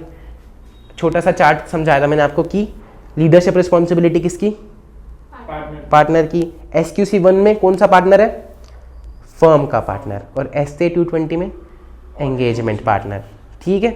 लीडरशिप रिस्पॉन्सिबिलिटी पार्टनर की कैसे, क्या क्या चीज़ें देखेगा, ध्यान में क्या रखेगा? सबसे पहले तो एम्प्लॉइज ढंग के लाओ। ढंग के एम्प्लॉइज मतलब कि एथिकल रिक्वायरमेंट्स को फॉलो करें। हाँ, एथिकल रिक्वायरमेंट में 2 चीज़ें आती हैं, फंडामेंटल प्रिंसिपल्स एंड इंडिपेंडेंस। फिर क्लाइंट ढंग के लाओ। क्लाइंट ढंग के लाओ यानी कि ऑडिट एंगेजमेंट एक्सेप्ट कब कब करते हैं हम? नए क्लाइंट की, नए या तो नया क्लाइंट होगा या पुराना क्लाइंट होगा। नए क्लाइंट की न्यू एंगेजमेंट और पुराने क्लाइंट की या तो न्यू एंगेजमेंट या तो पुरानी एंगेजमेंट। इन सभी केसेस में आपको कुछ इंफॉर्मेशन कलेक्ट करनी है जिससे आपको क्या पता लगाओगे? इंटीग्रिटी और कंप्लायंस किसका? क्लाइंट का। और कॉम्पिटेंस किसकी? हमारी, ठीक है। बंदे ढंग के लाओ, क्लाइंट ढंग के लाओ। बंदे ढंग के कब आएंगे? जब HR पॉलिसीज सही होंगी। HR पॉलिसीज बोले तो कि हाँ, इंटरव्यू आप कॉम्पिटेंस के हिसाब से लो, उनको पे अच्छी दो, अपॉर्चुनिटीज दो प्रमोशन की, ये सब वो सब, ठीक है। HR पॉलिसीज, बंदे भी आ गए, क्लाइंट भी आ गए। अब होगी ऑडिट। ऑडिट होगी तो कंप्लीट होगी ऑडिट, तो हम कहते हैं कि रिव्यू कराना चाहिए। रिव्यू कराने में क्या क्या करोगे आप? सबसे पहले किस चीज का ध्यान रखोगे? रिव्यू कराते टाइम क्या वो अग्री करेगा हमेशा या डिफरेंस ऑफ ओपिनियन आ सकता है? आ सकता है। अगर डिफरेंस ऑफ ओपिनियन आएगा तो हम प्रोसीजर्स देखेंगे, जो फर्म के प्रोसीजर्स हैं, तो हम देखेंगे कि फर्म ने क्या प्रोसीजर्स लगा रखेंगे, अब हमें क्या करना है। फिर हम फाइनली रिपोर्ट इशू कर देंगे। रिपोर्ट इशू करने के 60 दिन के अंदर हमें क्या करना है? Engagement file, audit engagement file prepare करनी है, ठीक है। अब हर एक स्टेज पे जो ऑडिट में सबसे जरूरी होता है वो डॉक्यूमेंटेशन, ठीक है। डॉक्यूमेंटेशन मेंटेन करनी है। डॉक्यूमेंटेशन किसकी प्रॉपर्टी है? ऑडिटर की। क्या जबरदस्ती है कि ऑडिटर दे डॉक्यूमेंटेशन क्लाइंट को दिखाए? नहीं दिखाए, मतलब उसकी मर्जी है। दिखाते टाइम अगर वो दिखा रहा है तो 2 चीजों का ध्यान रखना है कि undermining the validity of work perform ना हो, सेकेंडली इंडिपेंडेंस हैम्पर ना हो, ठीक है। अब लास्ट में क्या आ गया? 7 ईयर्स तक उसको रिट्रीव कर मतलब रख के रखनी है, संभाल के रखनी है ताकि रिट्रीव करी जा सके। ये सब हो गया, ऑडिट कंप्लीट हो गया, रिपोर्ट इशू कर दी। अब क्वालिटी अच्छी आ रही है क्योंकि लोग ऑडिट कर रहे हैं। लास्ट में क्या आता है? मॉनिटरिंग, कि आपको क्वालिटी अच्छी रहे आपकी, आपको मॉनिटरिंग करनी है। The firm should ensure that policies and procedures relating to the system of quality control are relevant, adequate, operating effectively and complied with in practice। कि आपने सिर्फ ये जो पॉलिसी प्रोसीजर है बना नहीं रखी, वो रेलिवेंट भी हैं, एडिक्वेट भी हैं और कंप्लाई भी हो रही हैं, एक्चुअल ग्राउंड पे लगाई भी जा रही हैं। कि अगर डिफरेंस ऑफ ओपिनियन आ रहा है तो वो लोग वहीं जा रहे हैं जहां पर आपने बोला था। ऐसे ही नहीं आपस में सेटिंग करके कि यार चलना कुछ भी कर दे, क्या फर्क पड़ता है। समझ में आ रही है बात? आपकी पॉलिसीज एडिक्वेट हैं, रेलिवेंट है और इफेक्टिवली ऑपरेट भी कर रही हैं। आपको इस चीज की मॉनिटरिंग करनी है। किसको मॉनिटरिंग करनी है? कौन से पार्टनर को? फर्म के पार्टनर को। SQC1 पढ़ रहे हैं। Such policies and procedures should include an ongoing consideration and evaluation of firm's system of quality control, including a periodic inspection of selection of completed engagement। आपको एक periodic inspection भी कराना है इन क्वालिटी कंट्रोल पॉलिसीज का, ताकि आप time to time इन्हें update कर सको। समझ में आ रही बात? इधर आ जाओ। मॉनिटरिंग ऑफ SA 220 आज की क्लास का last topic. An effective system of quality control includes a monitoring process designed to provide the firm with reasonable assurance that its policy procedure relating to the system of quality control are relevant, adequate and operating effectively। Same बात ये बोल रहा है कि system of quality control firm में इस तरह से डिजाइन होना चाहिए कि एक रीजनेबल एश्योरेंस मिले कि जो पॉलिसीज एंड प्रोसीजर्स हैं वो रेलिवेंट है, एडिक्वेट है और ऑपरेट कर रहे हैं इफेक्टिवली।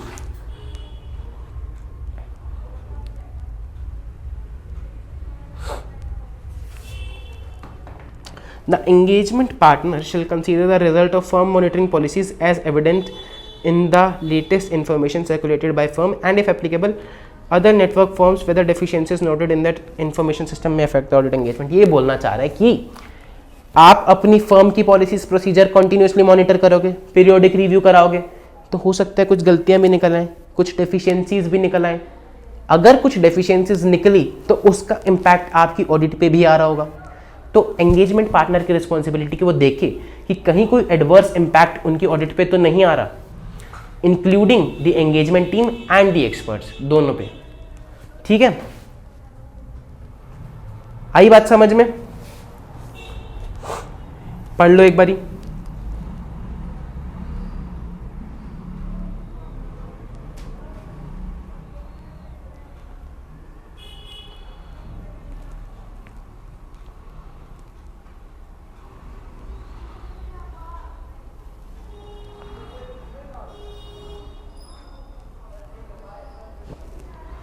फिर अब सर बड़े होकर CA बनेंगे, एंगेजमेंट पार्टनर बनेंगे, रिलायंस का ऑडिट करने जाएंगे, लेकिन सर वो ट्रेन वाला इंसिडेंट कभी नहीं भूलेंगे। तो ट्रेन वाले इंसिडेंट के बाद से सर का फेवरेट काम क्या है? डॉक्यूमेंटेशन। SA 220 बोलता है कि एंगेजमेंट पार्टनर को डॉक्यूमेंटेशन पे बहुत ध्यान देना है। किन किन चीज़ों की डॉक्यूमेंटेशन पे? Issues identified with respect to compliance with relevant ethical requirements and how they were resolved. कि अगर इसकी टीम में किसी बंदे ने एथिकल रिक्वायरमेंट को फॉलो नहीं किया, फंडामेंटल प्रिंसिपल्स को, इंडिपेंडेंस को फॉलो नहीं किया, तो क्या क्या इश्यू आइडेंटिफाई करे थे इसने कि भाई उसने एक्चुअली में किया क्या, and how they were resolved, कैसे उनको ठीक करा गया।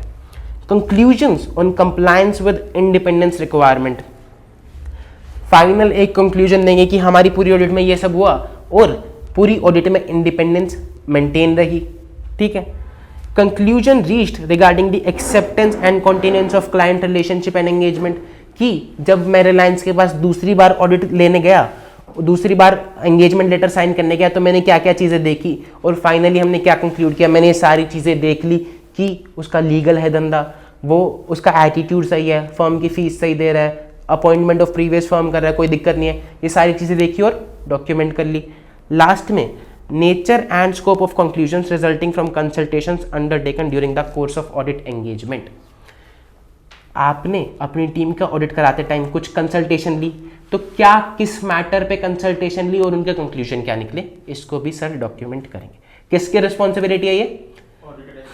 एंगेजमेंट पार्टनर की। ऑडिट करते टाइम आपका SQC1 और SA220 यहाँ पर होता है ख़त्म। आप लोगों ने बहुत अच्छा पढ़ा, आज सारे सवालों के जवाब दिए। अब आप लोगों को कोई भी डाउट, दिक्कत, परेशानी, आप आराम से पढ़ लो, मुझसे पूछ लो, और क्लास से भागना तो भाग भी सकते हो। हम इस क्लास को यहीं ख़त्म करते हैं, ठीक है, बाय।